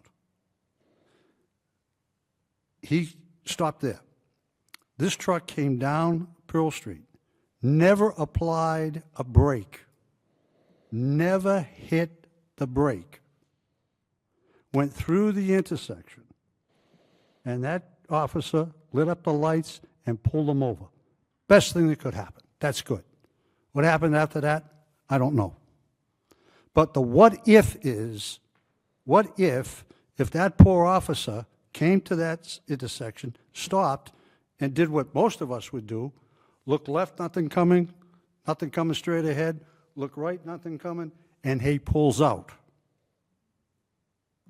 There'd be a lot of carnage. That truck never slowed down. And it still goes through that intersection. Goes through there once a week. That aside, the signage is what OCPC said in their report. I have a copy of it. It's in the engineering department also. But one thing they did mention was a thing called speed tables. They're inserted up on Prospect Street. They work. In my industry, we don't want accidents. They happen. You touched very good on the fact that you can't tell people to slow down. We could put gates there and they'd still find a way around them. It doesn't matter. But a speed table, and it says right in the OCPC recommendations, it's low cost and it's done by the town. Same thing up on Prospect Street. Joe brought it up. I disagree with the deputy's comments, but I think it might have been one of the speed bumps, maybe the 12-inch, raised 8-inch, whatever. This is the table. You get on it, you stop. That, in my office, my coworkers, we feel that would work. We feel that would slow them down. We feel it will do one thing. Both ways, up by the high school, past the high school, down by Lipsky's Way, and this way. It will wake people up. You're driving along, and I don't mean to tie up. I live up off of Park Street. I come down Park Street. Excuse me. I come down Park Street. You get to Walnut Street, you're stopped at a light. I've got to get to the high school to pick my child up. You're at that light. You come into the center of town, you're at Pleasant Park and Washington Street in front of the Historical Society. You're at that light. You go through the town, you're at the light at Pearl, Porter, and Washington. By the time you get to that light and it's stopped, you're hot. You want to get going. You got to get out of there. You almost got hit. You were there, almost got hit. You're on the edge of your seat. You got a timetable to make, and you got to get to the high school. When you get on Pearl Street, heading to the high school, you're thinking of one thing and one thing only: going. And you don't care whether there's stop signs, lights, doesn't matter. Okay? You're coming down there. And it's more, as Mr. Carrara says, I'm definitely sure, and I know it, more than 30 miles an hour they're hitting that intersection. You come down there and you hit a speed table, that's going to wake you up. You hit that, you wake up. You hit the brakes. That's just a normal reaction. That might work. Low cost. Wake people up. We talk about it in the office, co-workers. Both sides of Pearl Street. It could work. OCPC's report says it's low cost. It might work. The signage, though, thank you very much. That's number one thing that we were looking at also. There's no signage there, and it says that. But yes, I'm on this, been on it. I want to see it done. I want to see it done properly. But we witness all the accidents. We witness the young driver who's in tears, sitting on a stone wall, and she just got in the car, just got a license, and she's driving Dad's car, and she goes through the intersection and gets T-boned. I've got 5 videos on my phone. I'll show them to anybody. It is absolutely unbelievable what we see there. And just today, it's kind of slowed down, though, with the snowbanks. little bit, we talked about that, but not today. First warm day, we did it went up to 30 degrees, right through, doesn't matter. Yep. Fitz, I just wanted to say that's exactly what happened to me. They just slammed right into the back of me. Yeah, it doesn't matter. Yeah, and I had the right of way. Oh, yeah, well, So I appreciate all the comments. I do want to keep this moving. I think if it's okay, I'd perhaps like to work briefly with Mr. Coulter to sort of work through some of the things we've heard, and work through next steps, present those to the board. There was a motion, it failed for the time being, but I think that it's worth discussing what some alternatives are. Mr. Coulter, are you okay with that? Is the rest of the board in favor Take it up for with that approach? reconsideration. We don't need Yeah, to let's- just direct the town motion, manager, please. but you'll I feel would free to. appreciate a motion. I'd like to make a motion to go with what Mr. Fitzgerald said, try the tables and see if we can work them in I will second that. positions, because regular signs. Oh, sorry. Sorry about that. The motion would be to take Mr. Fitzgerald's advice to look into the tables. They're working on Prospect Street, I know they are. I see it happening, you see brake lights, it's nice. And I second that. I But, second that, Mr. Carrera. The flat signs, they're not gonna pay attention to them. At least if they were flashing and said, stop ahead, but I think if we get 2 tables in there that are yellow, it's gonna wake them up. Okay. So there was sorry, we're trying to move along here. We've got a motion and a second, so I'd like to move along with the vote. Deputy Chief, do you have something that you'd like to add? Signage. Okay. No, the only motion is for two. Do you want the signage too? Oh, that he- 100%. That was part of this is all part of OCPC's I'm sorry, we're gonna. recommendation. I'm sorry. We've got a motion and a second. We're gonna move forward with the business of the board. I apologize. So the motion is to. I want to make sure I understand this. It's just to examine this as an option. It's not to implement To it. see if there's a way to fit these 2 tables in so that they'll work. You know what I mean? Because there is the curve there. I don't know if it's going to would have be. to come before the I don't board know if again? it's going to be before the curve at Lipsky's or right after it, because, But your idea is that this would come before the board again? yeah, they'll bring the layout to us and then we'll do Okay. it. But we could go with the signage too. I mean, there is nothing, so you That's might only- as well put something there. Mr. Tisdale? Mark, yes, no? What I would recommend is you could direct the engineering department to have our traffic consultants, our professionals, review this area and come up with a plan that works, incorporating speed humps and the signage mentioned. Present that plan to you, you approve the plan. Is a speed hump the same as a speed table? I would mimic exactly what we have on Prospect Street. Right. We sort of had to do Walnut Street twice, right? So we learned by our mistakes. That was our first speed hump. Had some negative reviews, learned from it, listened to everybody, and we implemented new speed humps. I think those work good. Use that geometry. A speed hump is like a speed table. Okay. Okay. So is that your motion? That's my motion. I'll second it. accept that. Okay. I'll accept it. It's seconded by Ms. Roberts. Any comments or any questions? Anybody want to talk about this? I will just say that I'm definitely in favor of looking at options. I always love options. But I don't want this entire town to be covered in speed tables. If everyone wants to drive slowly, we could just have all of our roads be rumble strips, and nobody will drive faster than 10 miles an hour. It'll be very safe, and it'll be a nightmare. But at the same time, I'm willing to hear it out in this case. And the costs, the more we do this, the more people want it. This does increase costs significantly as we do that, not only for putting them in, but any road work. It increased costs and time done through snow plowing. The impact is not just, every now and then people drive a little slower. This is like real money, so we got to be conscious of that. That's my only concern.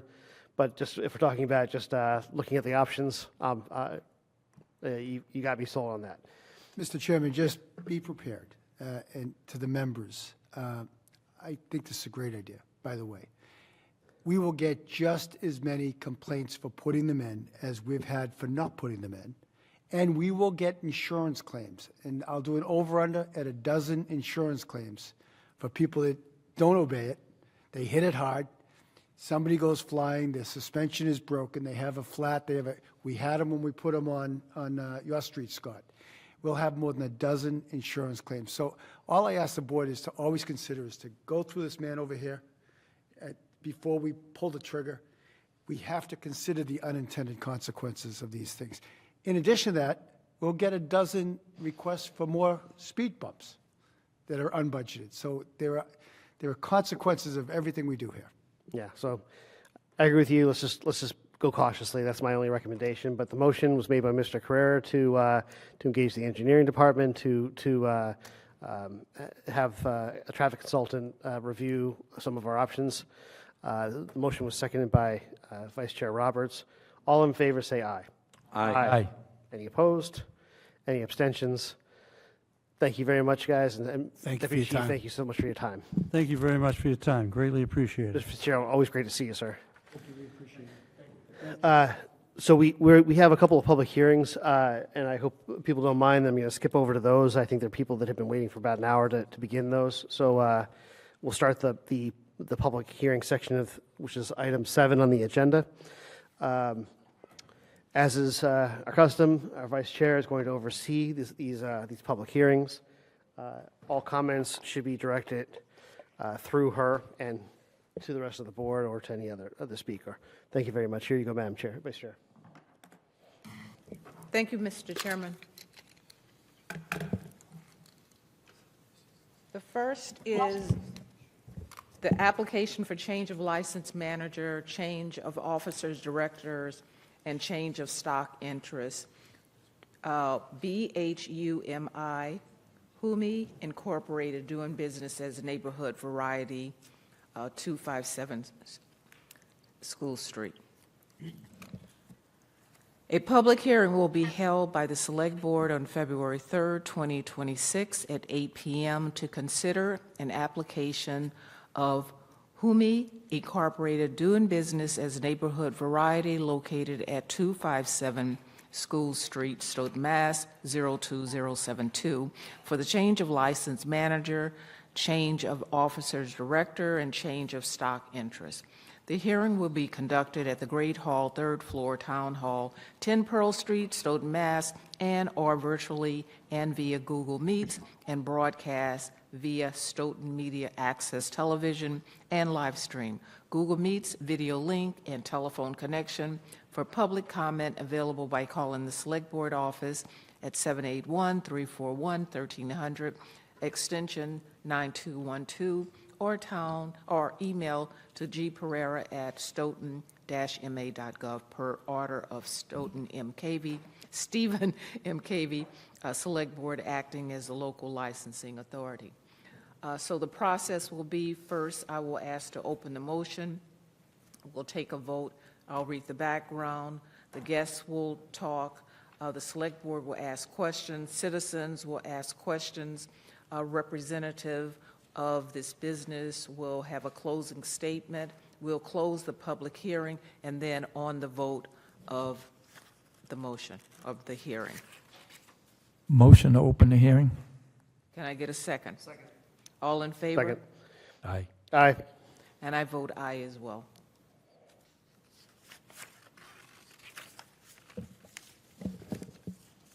So this is for a change of manager, a change of officer, director. Will the representative please step forward, or is he online? Hi, you can hear me? This is Arthur Perlman. Okay, I just wanted to make sure you were here. We have the receipt from the court. We have the certificate of good standing and/or tax compliance. We have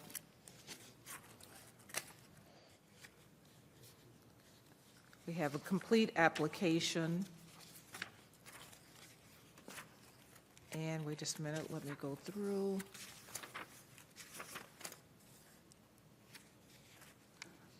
We have the, Mr. Patel has been assisting and running the business since 13, that is the change of officer, and that's approximately 13 years. And just a minute, I've gone through all the documents and the checklist, and that's it. It seems to be straightforward transfer.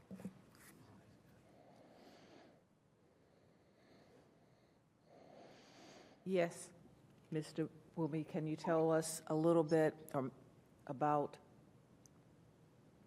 what you're here for? Oh, this is the attorney. Yes, if it please the board. My name is Arthur Perlman. I represent Boomi Inc., doing business as Neighborhood Variety, located at 257 School Street in Stoughton. They're seeking a transfer of the stock of the corporation from Dashrath Bhai Patel to his nephew, Harshad Kumar Patel, known as Harry. He will now, shall I continue? We're able to hear you, yes. Yes. Okay. He will now be 100% shareholder. They're seeking a change of officers and directors of the corporation of Boomi, as well as the manager on the liquor license. The corporation holds a wine and malt beverage package store license, and therefore this change of stock ownership, officer, director, and manager must be approved by the town of Stoughton and the ABC. Published notice was accomplished by the town, and Harry has paid the cost for that. Boomi is a mass corporation. If this transfer of stock and changes are approved, Harry will be the president, the treasurer, the secretary, and the sole director, as well as the 100% shareholder and manager on the liquor license. Harry is currently living at 8 Penniman Circle in Stoughton. Harry, as manager on the liquor license, will spend at least 40 hours per week at this business. The current operating hours of this business will be maintained. The layout of the store will be maintained. Nothing regarding the operation of the business is changing. This is all about corporate structure, stock ownership, and manager on the license. Harry has experience from working at this store since 2009 and 2013, as was stated previously. Harry is familiar with the laws relative to the sale of alcohol, will continue to uphold the statutory law as well as the rules and regulations of the town of Stoughton regarding the sale of alcoholic beverages. This business has never had a violation concerning the sale of alcohol, and Harry has completed his TIPS program and has their certification. I would respectfully request that the change of officer, director, stockholder, or manager on the liquor license be approved by your board. Thank you. Thank you, Attorney Perlman. Basically, on our checklist, the breakdown of the responses, the fire department approved, the collector's office approved, the water department approved, the building department approved, the police department approved, the Board of Health approved with restrictions. It's restricted to prepackaged only products. Applicant must apply to the Board of Health for a new updated permit to operate new food manager certification. With that, to the Select Board members, do you have any questions or comments? I have no comments. No comments, Jamie? I have a comment. Mr. Gito. My comment doesn't relate to the license itself. My comment relates to the fact that the parking in that area is very, very difficult because people park on both sides of the road and sometimes they're not very far in. I would suggest that the police department take a look at the parking signs in that area. That's my only suggestion. Okay. Without any other questions from the Select Board, I ask the citizens, do you have any questions or comments? I'm looking online, none. In the audience, none. Attorney Perlman, did you have anything else to say before I close the public hearing? No, only again that I request that you approve these changes as requested.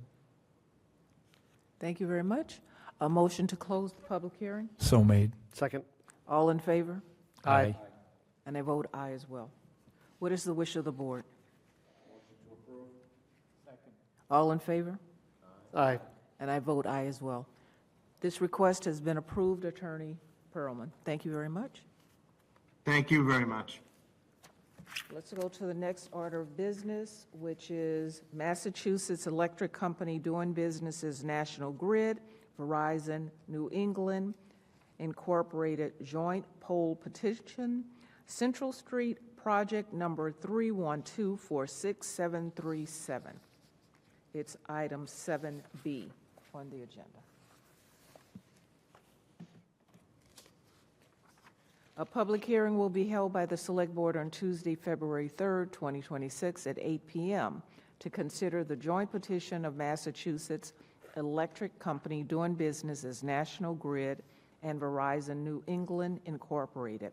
Request permission to locate poles, wires, and fixtures, including the necessary sustaining and protecting fixtures along and across the following public way. Central Street, National Grid to install 1 JO pole on Central Street beginning at point approximately 30 feet west of the center line of the intersection of Central Street and Central Drive, installing 35-foot CL3 pole and anchor to replace existing support structures. Project number 312-46737.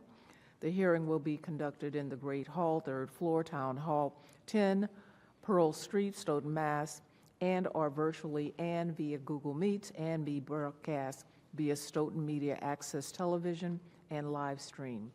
Google Meet's video link and telephone connection for the public comment available by calling the Select Board office at 781-341-1300 extension 9212 or email to gperera@stoughton-ma.gov per order of Stephen M. Cavey, Chair, Select Board. Is the representative here, Jared? Yes, I am.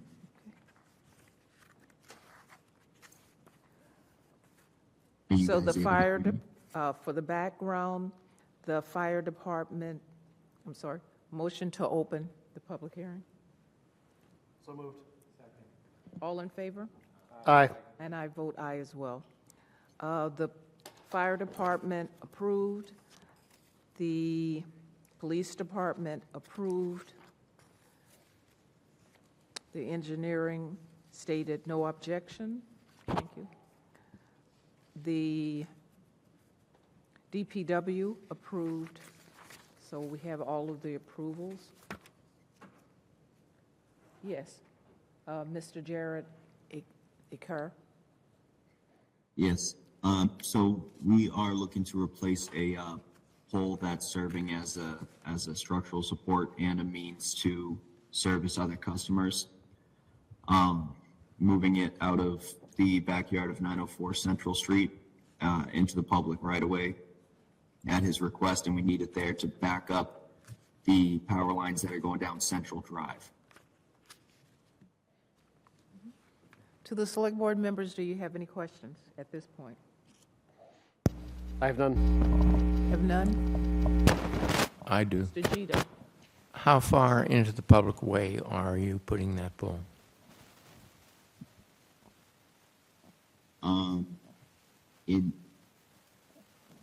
What do you mean into the right of way? We're keeping it roughly a foot or two off of the street to keep clear of traffic.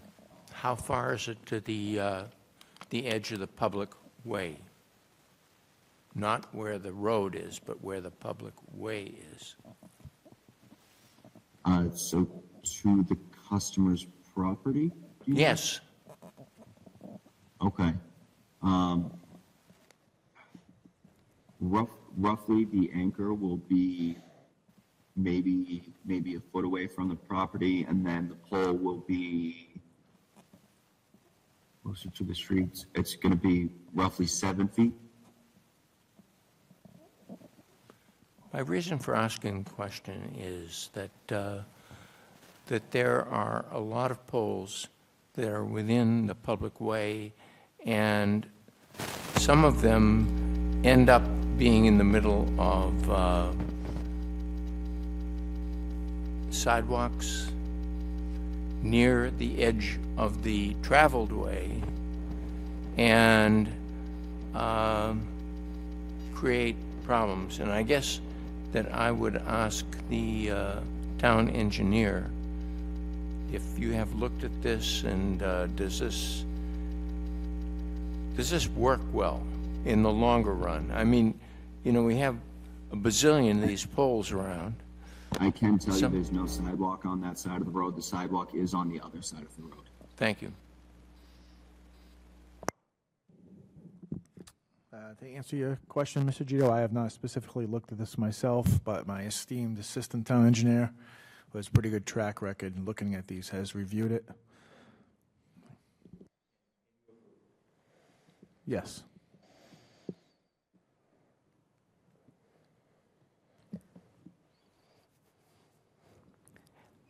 I see no further questions from the Select Board. How about the citizens in the audience or online? With there being none, Mr. Eckhart, do you have any summary comments or before we close the public hearing? Not at this time, thank you. Thank you very much. Motion to close. Second. All in favor? Aye. And I vote aye as well. What is the wish of the board? Motion to approve poll location as written. Second. All in favor? Aye. I vote aye as well. Thank you very much. That was approved. Let's move on to item 7C. Massachusetts Electric Company doing business as National Grid Underground Petition, Silver Glen Road, WR number 311-26264.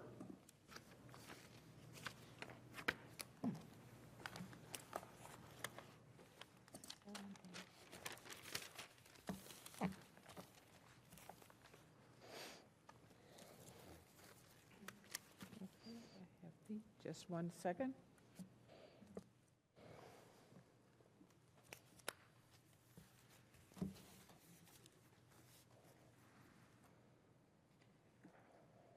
A public hearing will be held by the Select Board on Tuesday, February 3rd, 2026, at 8 p.m. to consider the underground petition of National Grid, who is requesting permission to construct a line of underground electric conduits, including necessary sustaining and protecting fixtures under and across the public way or ways herein named, WR number 311-93705, Silver Glen Road. The hearing will be conducted in the Great Hall, 3rd floor, Town Hall, 10 Pearl Street, Stoughton, Mass., and/or virtually and via Google Meets, and may be broadcast via Stoughton Media Access Television and live stream. Google Meets via link, video link, and telephone connection for public comment available by calling the Select Board office at 781-341-1300, extension 9211, or email to gperera@stoughton-ma.gov per order of Stephen M. KV, Chair, Select Board. Motion to open the public hearing.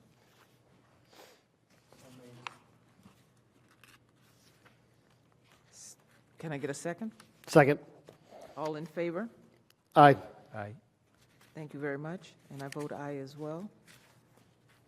Looking at our checklist, DPW approved, Fire Department approved, Police Department had a comment, and they said, honorable members of the board, I have reviewed the Massachusetts Electric Company doing business as National Grid underground petition for Silver Glen Road. The police department has no objections to this petition. Our only requirement is that the residents of 55 and 60 Silver Glen Road maintain access to their properties throughout the project. Moving on, the engineering department approved with no objections, and that ends our checklist. Select board members, did you have any questions? Yes, Mr. Carrera. Through you, Madam Chairman, to the town engineer.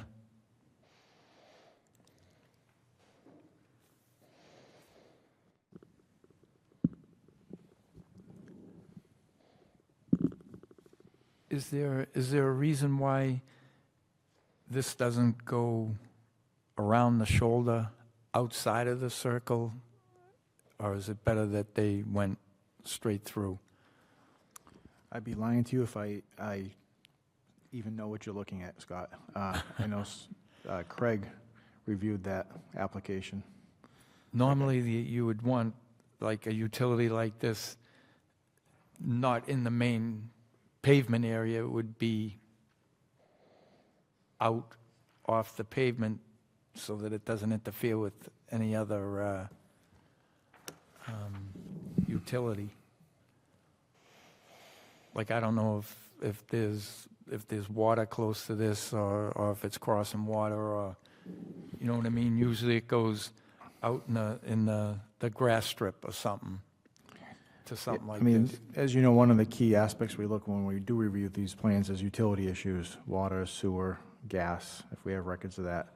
So without knowing that information, I couldn't comment on that, but I know Craig I has know reviewed it. it makes it easier for them to pull the wires if it's straight.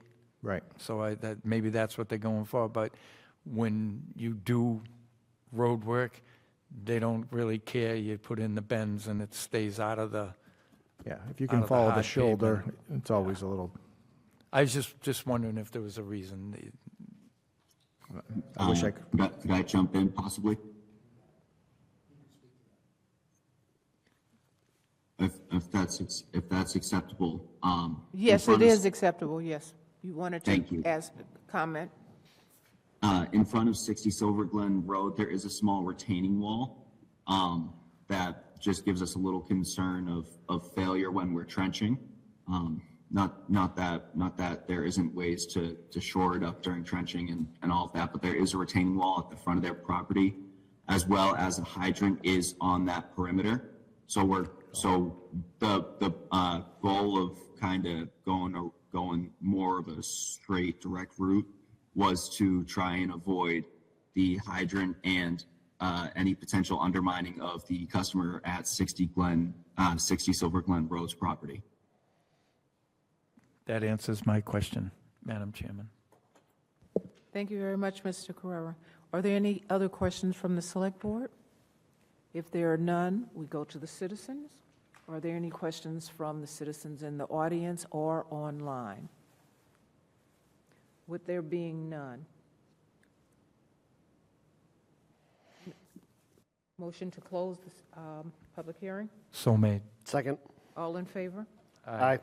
What is the wish of the board? Motion to approve as put forward by the National Grid and Verizon. Second. All in favor? Aye. And I vote aye as well. That motion was approved, Mr. Akar. Thank you very much. I'll return the gavel back to you, Mr. Chairman. Thank you, Madam Vice Chair. We'll return to item number 6 now. This is the closing of the warrant of the fiscal 27 annual town meeting and the warrant for the fiscal 27 special town meeting to be held within the annual town meeting. Mr. Chairman, I have a couple questions. Yes. This is on item number 6. Yes.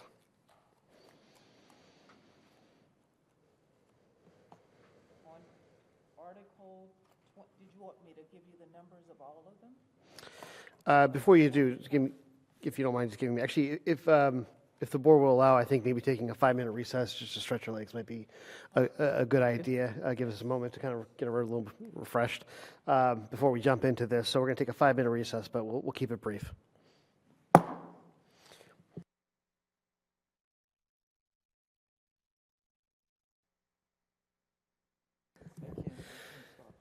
Okay. Good evening, everybody. Welcome back. The time is 9:31. I just wanted to move on to the next part of the agenda. This is our closing of the fiscal 27 annual town meeting warrant, as well as the fiscal 27 special town meeting warrant that is held within the annual town meeting.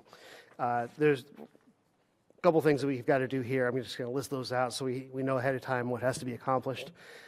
We have to make motions to insert articles and establish the order of the articles.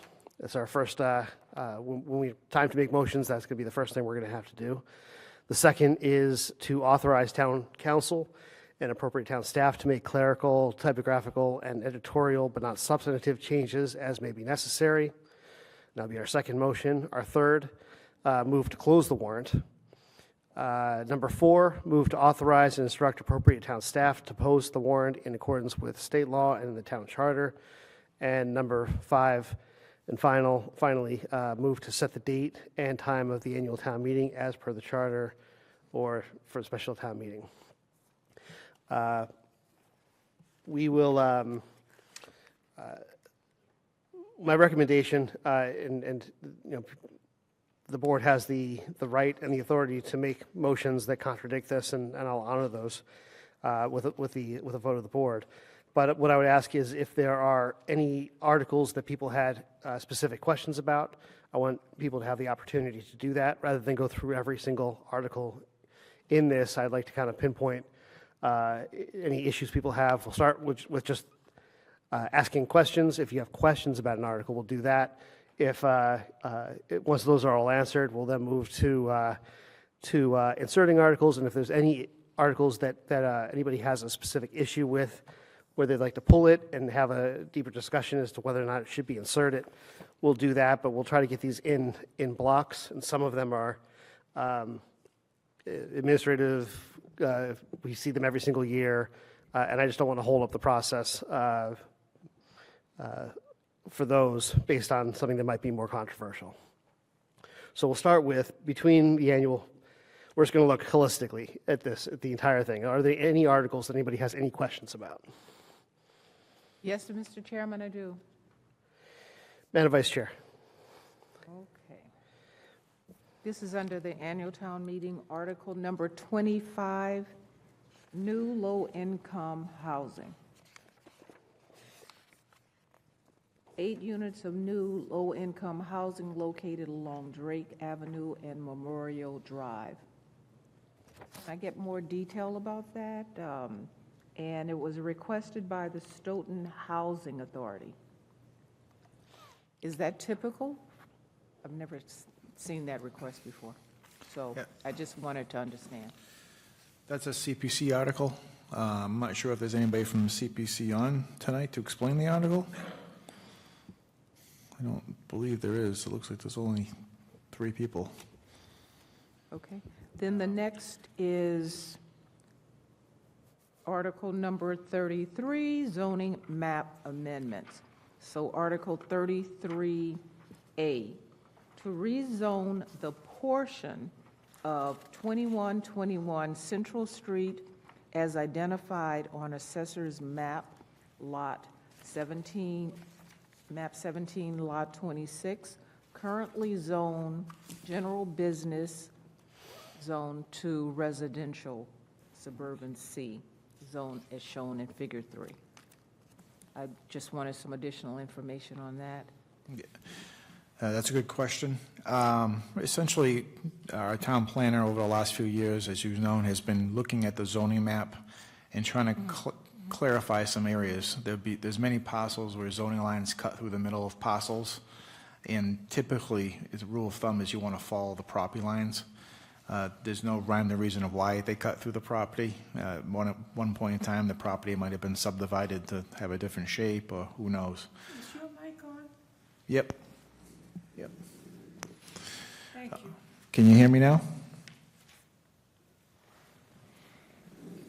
Test, can you hear me now, Cynthia? I can hear you now. I don't Okay. know if it's my device. All right, I'll try to speak a little louder. So that's what Bill's doing here for these articles, just adjusting the zoning to the property lines, just clarifying it. Mr. Chairman, through you to Mr. Tisdale.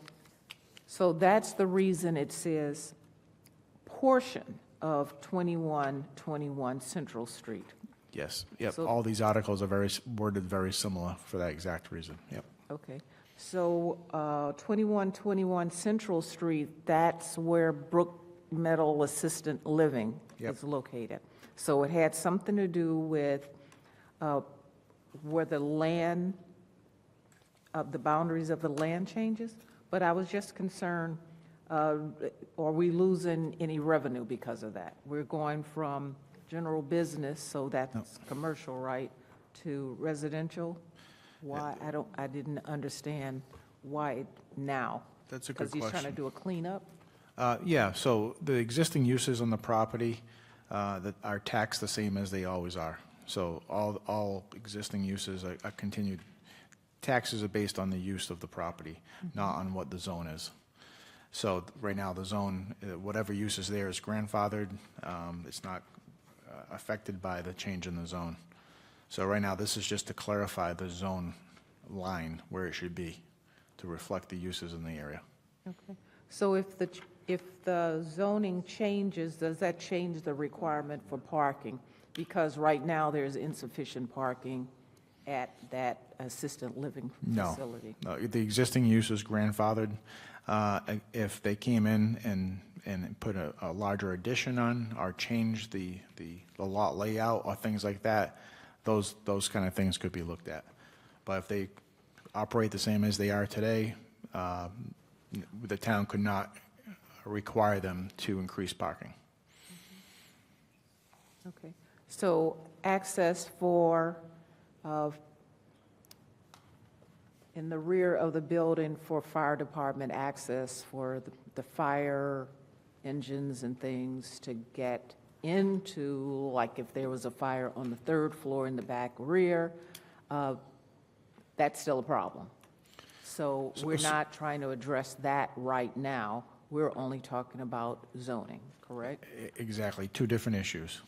So if they ever did come back in for a permit for something, we could address that issue at that point in time, but changing the zoning doesn't require them to come in for a permit. Okay. Thank you very much. That answers all of my questions. Excellent. Mr. Krisky, any questions about any articles? Mr. Carrera?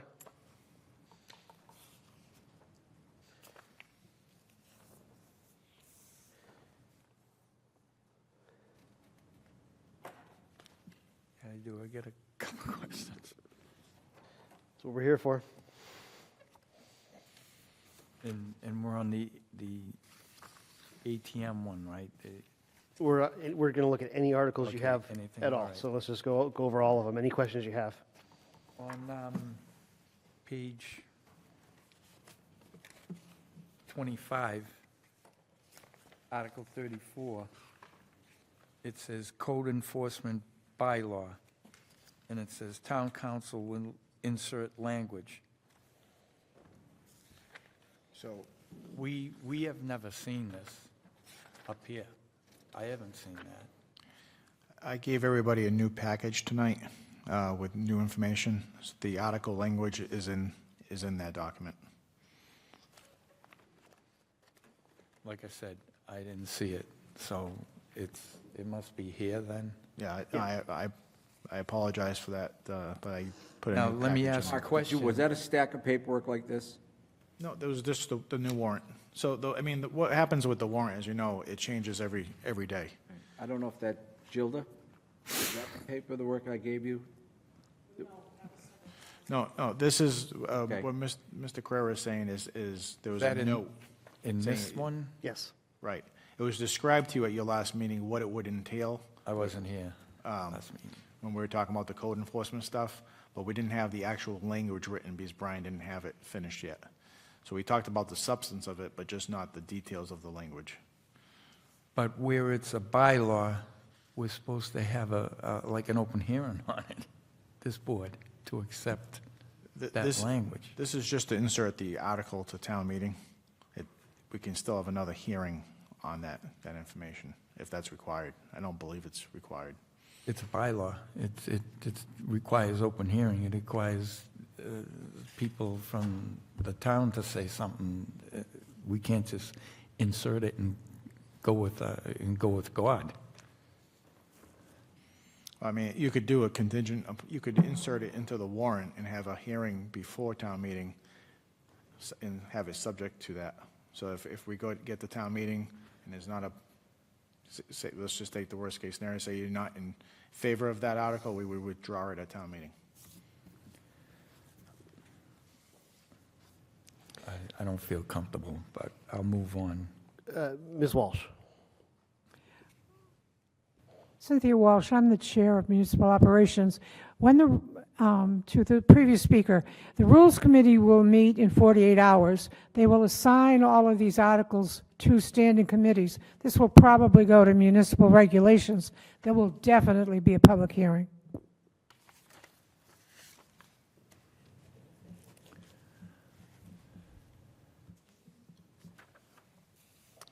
Any further questions about other articles?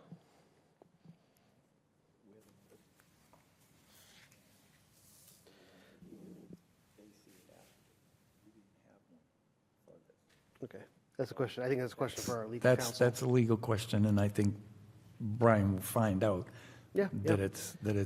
I won't vote on it. Well, we'll get a legal opinion on that. And articles.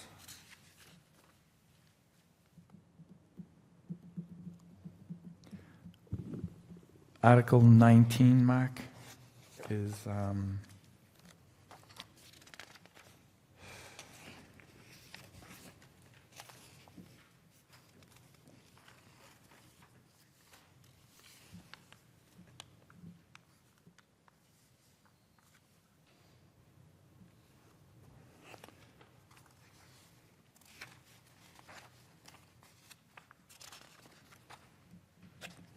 I must have them.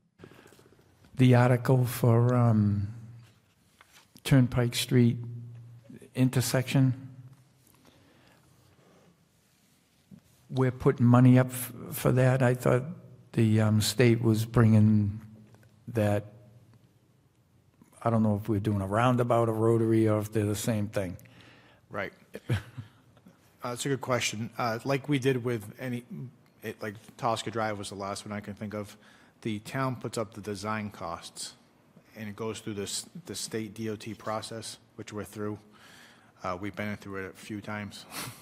If you remember, we explored the signalized intersection. Right. They said no, roundabout. We went through it again, through the whole process with different information and data, and then they said no, it's the roundabout. And then at your last, about 2 or 3 months ago, we had a meeting in front of your board. You brought up some good comments and questions. We're in the process of getting more information and data for you. We're going to present it to your board. At that meeting, you're going to vote to either endorse a roundabout or not. And if you don't endorse it, then there's no project. But if you vote to endorse a roundabout, we keep on moving forward through the process. This is to finish the design process through the DOT. All right. I was just trying to figure out what we had decided, and if they would decide and then trying to supersede us or whatever. I've been the reason why we've had a little delay in getting back to your board with some of your data you requested is I'm trying to work with DOT, and we're kind of going through a behind-the-scenes third round, seeing if they ever entertain a signalized intersection, and it's just not looking good. So we're ready to come back to your board with the roundabout design, with all the questions you had and answering those questions very soon. Thanks. May I follow up with that? Because I didn't really, I'm not sure that I understood everything. You're coming back with a design for a roundabout, is that correct? Correct.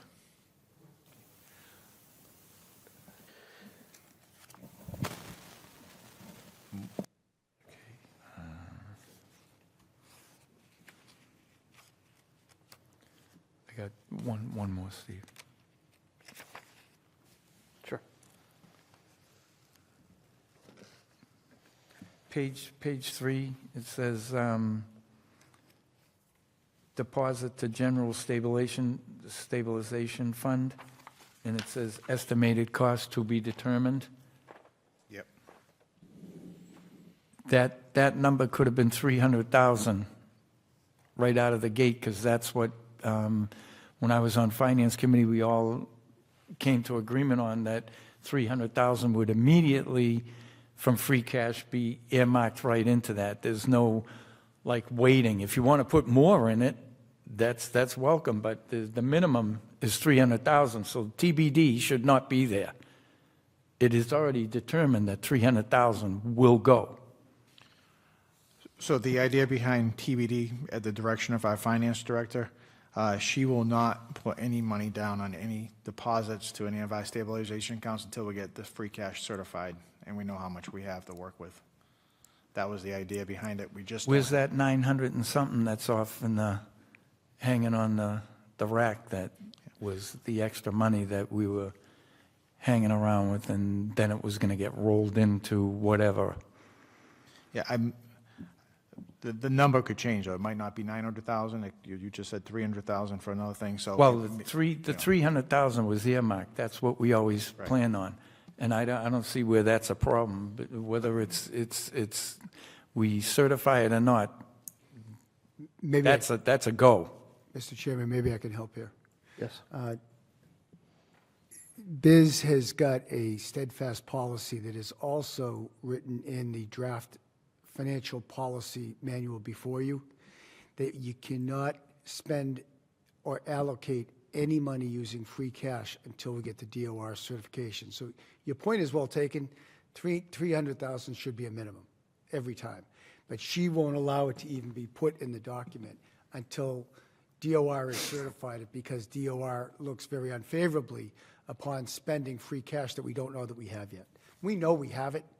It's just a very conservative policy that she has. But we agree with your point, Scott. 300 should be a bad year. That should be a minimum. She just won't put it in a document until it's certified. So my next question is then,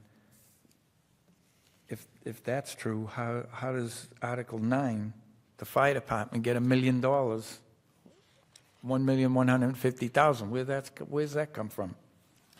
That was a specific number that was promised from town meeting. That was the other half of the ladder truck. So again, if you look to the right of that column on the chart, it says funding source subject to change. I'm just working out of this thing. Yeah, so all the money in here is subject to change until we get certified free cash. All right. And the only other thing is, I'm not a big fan of sewer water stabilization account, this account, that account. We're getting crazy with all these accounts. That if there's something needed, they're locking all this money away in these accounts. If you want to just put money aside, put it in the main stabilization account so we can keep that and watch it. This feathering money everywhere, the $3 million that we're taking from the school, the high school, and giving it to the project that's the new South School, knowing that the school department needs almost $1 million to spend in that auditorium, that they say there's inferior electric in there, and there's other stuff, there's ADA problems, and we're throwing this money that some of it should stay with that school, and it's now going down to the other one. That money's all backed for down there. We don't have to throw money to them. It's not going to discount the building. That's just money that's going to be pissed away. Why can't we leave some of that money with that school down there, and knowingly that they're going to come back to us here and go, we need money to fix that auditorium, and then we're going to bond it. So I'm against that $3 million going across over there. I think some money should be left for that audit. It should be earmarked for that auditorium. And it can be done because it's already money hanging out there. So, Mr. Chairman, through you to Scott, just to point this out, you could absolutely do that. It's just that it was the vote of this board to give that $3 million to reduce the debt of the new school. You can do that. The reason it's in the plan this way is that's what the board voted. I know. I was here, and I didn't want to make a big deal out of it, but now that we're here, I think some of that money should stay there. You want to put $2 million over there and leave $1 million for that school? I think it's something that can be done. It's not money that's going to harm our side, and it's money that later on could burden this side. If it's there, put that aside for that school. That's what I'd like to do. I don't know how you guys feel, but Well, the one limitation is that we have to receive an article from the schools requesting that, and we haven't. With regard to the new school, that actually is something that the select board oversees, not the school committee. Well, And that money, Mr. Chairman, can only be used for like project. yeah. So if the schools were to send us a request for that, then that's something we can consider. But this right now is sort of like there's no actual project. There's no request for it. I don't see why we'd be allocating money to a project that no one's asked to do. And they might say that they want to do it, but nobody's asked for it. that school, we took the money, it's already out there, what that school's going to cost. $3 million, I'm going to tell you right now, with what's going on in that new school, is like a wink in the eye. It's like $20. That's why I'm saying, if we want to give them the $2 million, leave $1 million hanging out there. They're going to need it. They were talking about it. There's problems in that place. And nobody wants to address it. Maybe they got other things on their fire. But this is something that I think we can do here. Instead of sending it over there, I'd rather leave $1 million behind there and give them the other $2 million at the other place. It won't even hurt either side. Do you understand what I mean? I understand what you're That saying. whole school is funded. We're paying for it. Whether you think or not, $2 million comes off or the $3 million comes off in the end. It doesn't come right off the top. We've already did it. It's already on for the tax rolls to go that way. That's why I'm saying this extra money, I'm not going to rain it down on them. I'd rather see if that school needs what it says and what the people said. ADA in there is going to be tough to do. There's a tough way into that auditorium. And then you saw everybody running 20,000 different cords and people are tripping over them. There's one outlet on the stage. It's ridiculous. So I think we could be proactive and force their hand. They either do it or they don't. If they don't, then we send it over there to the school and they can, put the pickleball courts back in or whatever. It's ridiculous. I think money should be left there. I don't think we should sweep it out and blow it down the street. I'm sorry. So any other questions or comments? Thank you very much. No, not at all, not at all. Mr. Cheeto, any questions or comments? I'm sorry, I would like to stick to questions about the article. Can we speak about the article? I think we have someone online whose phone number ends in 64. Your phone is not muted, and periodically we're able to hear you. I just want to give you a heads up. I'm going to mute your phone. I'm going to guess it's not public comment, though. Yes, I will. I'm sorry, are you speaking to the select board? I'm going to guess this is not time for public comment, so I will mute my phone. I wasn't able to hear, I'm sorry. He's saying he'll mute it. He thought it was public comment. He'll Oh, mute I it. appreciate that. Thank you very much, sir. Thank you. I've already made my comments on this before, to no avail. I'm not going to waste people's time. There are things that I don't like about this. I've said them before. And I will continue to say them, but in a different form, because there's nothing going to change here. Okay. So with all questions asked, I have none. We'll start by, let me ask, for the annual town meeting, are there any articles that people would like to pull and have voted on separately?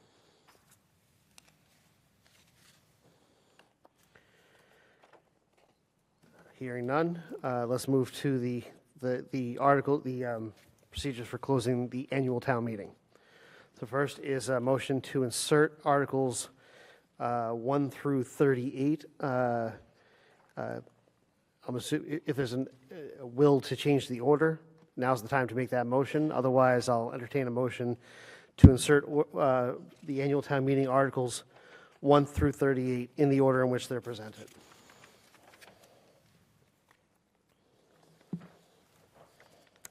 Motion to insert in the order that they were presented, Mr. Chairman. Okay, there was a motion made by Vice Chair Roberts to insert Articles 1 through 38 in the order in which they were presented. Just as a comment, Articles 37 and 38 are petitioned articles and are inserted automatically, but there's nothing wrong with us saying we'll be inserting them into this warrant. So motion was made by Vice Chair Roberts, seconded by Mr. McCrisky. All in favor say aye. Aye. Any opposed? Any abstentions? Okay, Articles 1 through 38 have been inserted into the annual town meeting warrant. Is there a motion to authorize town council and appropriate town staff to make clerical, typographical, or editorial, but not substantive changes as may be necessary? So made, Mr. Chairman. Motion was made by Vice Chair Roberts, seconded by Mr. McCrisky. All in favor say aye. Aye. Any opposed? Any abstentions? Is there a motion to close the warrant, the annual town meeting warrant? Motion to close, Mr. Chairman. Second. Okay, motion was made by Vice Chair Roberts, seconded by Mr. Carrera. All in favor say aye. Aye. Any opposed? Any abstentions? That passes unanimously. Is there a motion to authorize and instruct appropriate town staff to post the warrant in accordance with state law and the town charter? So made, Mr. Chairman. Second. Motion was made by Vice Chair Roberts, seconded by Mr. Carrera. All in favor say aye. Aye. Any opposed? Any abstentions? And our final for the annual town meeting is there a motion to set the date and time of the annual town meeting as per the charter. As per the charter. So made, Mr. Chairman. Okay. Motion was Second. made by Vice Chair Roberts, seconded by, who seconded it? I did. Oh, Mr. Carrera. All in favor say aye. Aye. The town charter requires that this be the fourth day of May at 7 p.m., just for clarification. So now on to the special town meeting that will be in the annual town meeting. We have Articles 1, 2 through 23. Is there a request to have any of these articles voted separately?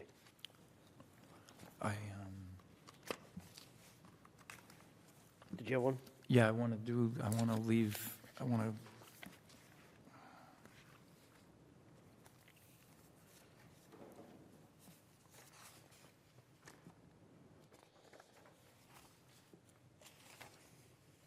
Excuse me, Mr. Chairman, while Mr. Carrera is trying to get his question, we received some information, Stoughton Water and Sewer backup. What, 147,000, what article is this in reference to? It's from Keith? That would be Article 13 on the special. Article 13 on the special. The monies stayed the same. They're purchasing the same trucks, but they're just replacing two different trucks. So the backup material is what got changed. Thank you, Mr. Tisdale. No, all set? Okay. That wasn't different Okay, from no the problem. material that you had passed out before? Yes. So the Yes. pack, Yes, it is. the information, we just received it today. The money is the same. We're buying the same trucks. It's the backup information of the trucks that we're replacing with the 2 new trucks that is different. We're going to replace 2 different trucks because of damage that occurred to them during this previous storm. So there's 2 trucks that are higher priority now to replace than the 2 they were going to Then replace. the other 2 rusty trucks that were being replaced, Yeah, or is it the same 2 if you rusty look at the trucks? pictures, you'll see why they need to No, replace those I trucks. was looking at the pictures, and they didn't look different from the ones that I saw. Oh, they're different. Yeah, I'll let Keith explain that.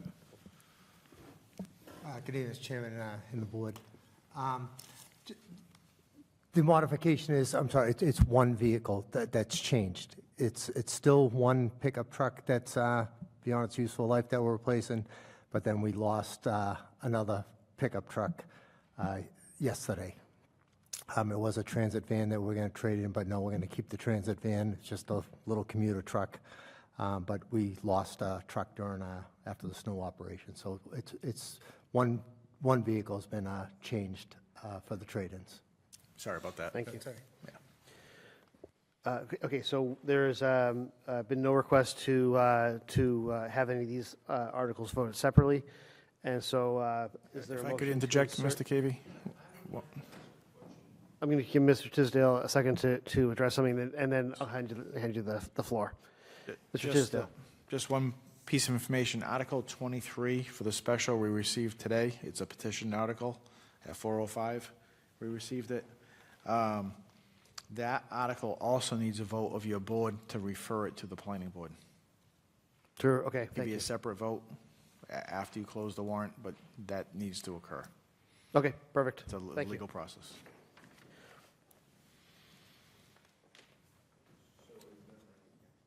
Apologies, I'm wearing a little thin. Mr. Gito, you have the floor, sir.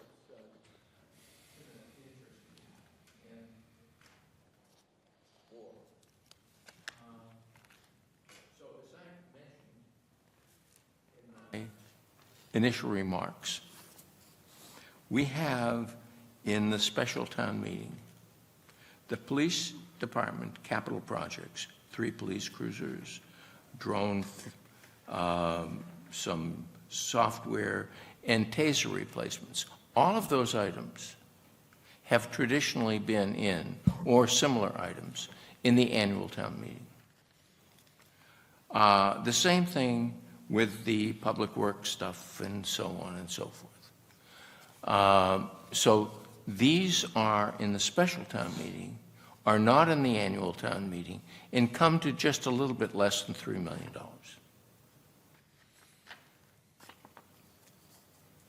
If they don't pass, what does that mean? Do we have $3 million in reserve somewhere else that we're going to use? I mean, I think we have money in stabilization funds for vehicles, and so on and so forth. So I'm just wondering what the deal is, because we just closed the warrant on the annual town meeting.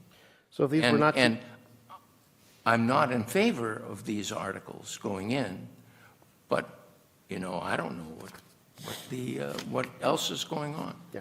So and you're welcome to correct me if I'm wrong here, but the purpose of having the special town meeting inside the annual, really the most significant element is how quickly the town has access to the use of use of the cash to do it. That's right. And so if we wait until if it's part of the annual, then the money can be used starting July 1st of 2027. If it goes through the special town meeting, if it ends up in that bucket, then it can be used immediately, I believe. That's correct. Which means that for projects where the capital items require a quicker turnaround time, or these are things that we can pick up in the next couple of months rather than, or it would be, we're looking at this in May, rather than waiting for the July, we can start picking these things up in May and June. And so I imagine that that's a function of how quickly they might be needed, and also if anything has to go out to bid, getting ahead of a cycle that might be disadvantageous to the town. Mr. Chairman, Yes. you're 100% correct. There are other factors that perhaps I knew that we didn't have before. It was only a few short years ago that all of our free cash was used to subsidize enterprise funds. So there wasn't much free cash to use on capital investments. So there was borrowing. So it didn't matter because the borrowing articles had to go before the Attorney General's office, and it would take 3 months anyway. Now that we have free cash to be able to spend on capital projects, it's in our best interest to do them at the special so the money's available, because under procurement law, we can't order them even if there's a long lead time. If we can't order it with a long lead time until it's approved by the Attorney General with free cash, you can order it right away. Yeah. But we didn't have free cash in the past because it was being used to subsidize enterprise funds. That's why it's a new practice. Just to be clear, at least on the police cruisers, we don't order them until almost a year after we have the approval to do that. So it may be changing. At least it hadn't been changing last I knew. So we order them as soon as it's appropriated. They're not delivered for well over a year until after they're ordered. The point of the matter is that it's not an emergency kind of a purchase. It's sort of what we do as general part of the annual budget process. And we are taking $3 million approximately that could go into a stabilization fund to pay for police station, do whatever else we need to do in the longer term, and with the likely situation in revenues from the state in other places, I don't think it's a prudent thing for us to be doing, to do that. But that's only one person. And there you have it. Thank you very much for your comments. The first order of business with the annual, so I haven't heard any requests to pull any of these items for a separate vote. So in that case, is there a motion to insert for the special town meeting Article 1 through 23? It would be a motion to insert Articles 1 through 23 in the order in which they appear here. So made, Mr. Chairman. Okay. Is there a second? Okay. Motion was made by Vice Chair Roberts, seconded by Mr. McCrisky. All in favor, say aye. Aye. Aye. Any opposed? Any?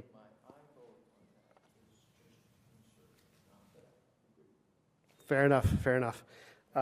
And is there any abstentions? Okay, so the articles are inserted 1 through 23, similar to the last one. We have a petitioned article, this is 23, that is inserted automatically, but we can affirm that as well. Before I move on to this, is there also a motion to advance that to the planning board? Refer it to the planning board. Yep. Which one is that, Mr. Chairman? This is Article 23. This is a zoning map amendment, general business to residential C-zone off Pleasant Street. So is there a motion to refer that to the planning board? Second. Okay, motion was made by Mr. McCrisky, seconded by Mr. Carrera. All in favor say aye. Aye. Any opposed? Any abstentions? That passes unanimously. Next, is there a motion to authorize town council and appropriate town staff to make clerical, typographical, or editorial, but not substantive changes as may be necessary? So made, Mr. Chairman. Motion was made by Vice Chair Roberts. Is there a second? Okay, second was made by Mr. McCrisky, sounds like. All in favor say aye. Aye. Aye. All opposed? Any abstentions? That passed unanimously. Is there a motion to close the special town meeting warrant? Second. Okay, so motion was made by Mr. McCrisky, seconded by Mr. Carrera. All in favor say aye. Aye. Aye. Any opposed? Any abstentions? Next, is there a motion to authorize and instruct appropriate town staff to post the warrant in accordance with state law and the town charter? So made, Mr. Chairman. Okay, motion was made by Vice Chair Roberts, seconded by Mr. McCrisky, I believe. All in favor, say aye. Aye. Aye. Any opposed? Any abstentions? And that passes. And finally, is there a motion to motion to set the date and time of the special, the special town meeting to Monday, the 4th of May at 7 PM. So made. And by doing so, inserting it within the annual. The motion was made by Mr. Carrera. Is there a second? Second. Seconded by Vice Chair Roberts. All in favor, say aye. Aye. Any opposed? Any abstentions? Our work here is done with regard to the, Consent. just to finish my sentence, with regard to the annual town meeting. Whoa, whoa, whoa. That's okay. So the annual town meeting is done. We have one more item. It's two items inside of it. It's the consent agenda. There's an approval of open session minutes for the meeting of January 13th, 2026. And item B is the application for a one-day all-alcohol beverage license, Catholic Parish of Stoughton, St. James Church, 560 Page Street, on February 28th, 2026. Is there a motion to pull any of these items? Okay, the motion to pull item A. So we'll start by just with regard to item B, the consent agenda. Item B, application for a one-day all-alcohol beverage license, Catholic Parishes of Stoughton, St. James Church, 560 Page Street, on February 28th, 2026. Is there a motion to approve? So made. Motion to approve is made by Mr. Carrera. Is there a second? Second. Seconded by Mr. McCrisky. All in favor, say aye. Aye. Aye. Any opposed? Any abstentions? Motion passes. With regard to item A, the approval of open session minutes, meeting of January 13th, 2026. The only reason why I pulled it is I want to abstain. I wasn't present. Perfect. No problem. No problem at all. So is there a motion to approve those minutes? So made. Okay. So motion was made by Mr. Gito, seconded by Vice Chair Roberts. Just change up, it's a typo on that first line. Is there a motion to amend? Yeah. If there's a, yeah, we'll just update Okay. the typo, okay? Yeah, we have a So the motion typo. was made by Mr. Gito, am I correct? Seconded by Vice Yes. Chair Roberts. All in favor, say aye. Aye. Aye. If, any opposed? Any abstentions? One, that's Mr. Carrera has abstained. So that motion passes 4 with one abstention. So Motion to adjourn made by Mr. Gito. Is there a second? Vice Chair Roberts. All in favor, say aye. Aye. Any opposed? Any abstentions? The time is 10:14. Have a wonderful evening, everybody. Thank you so much.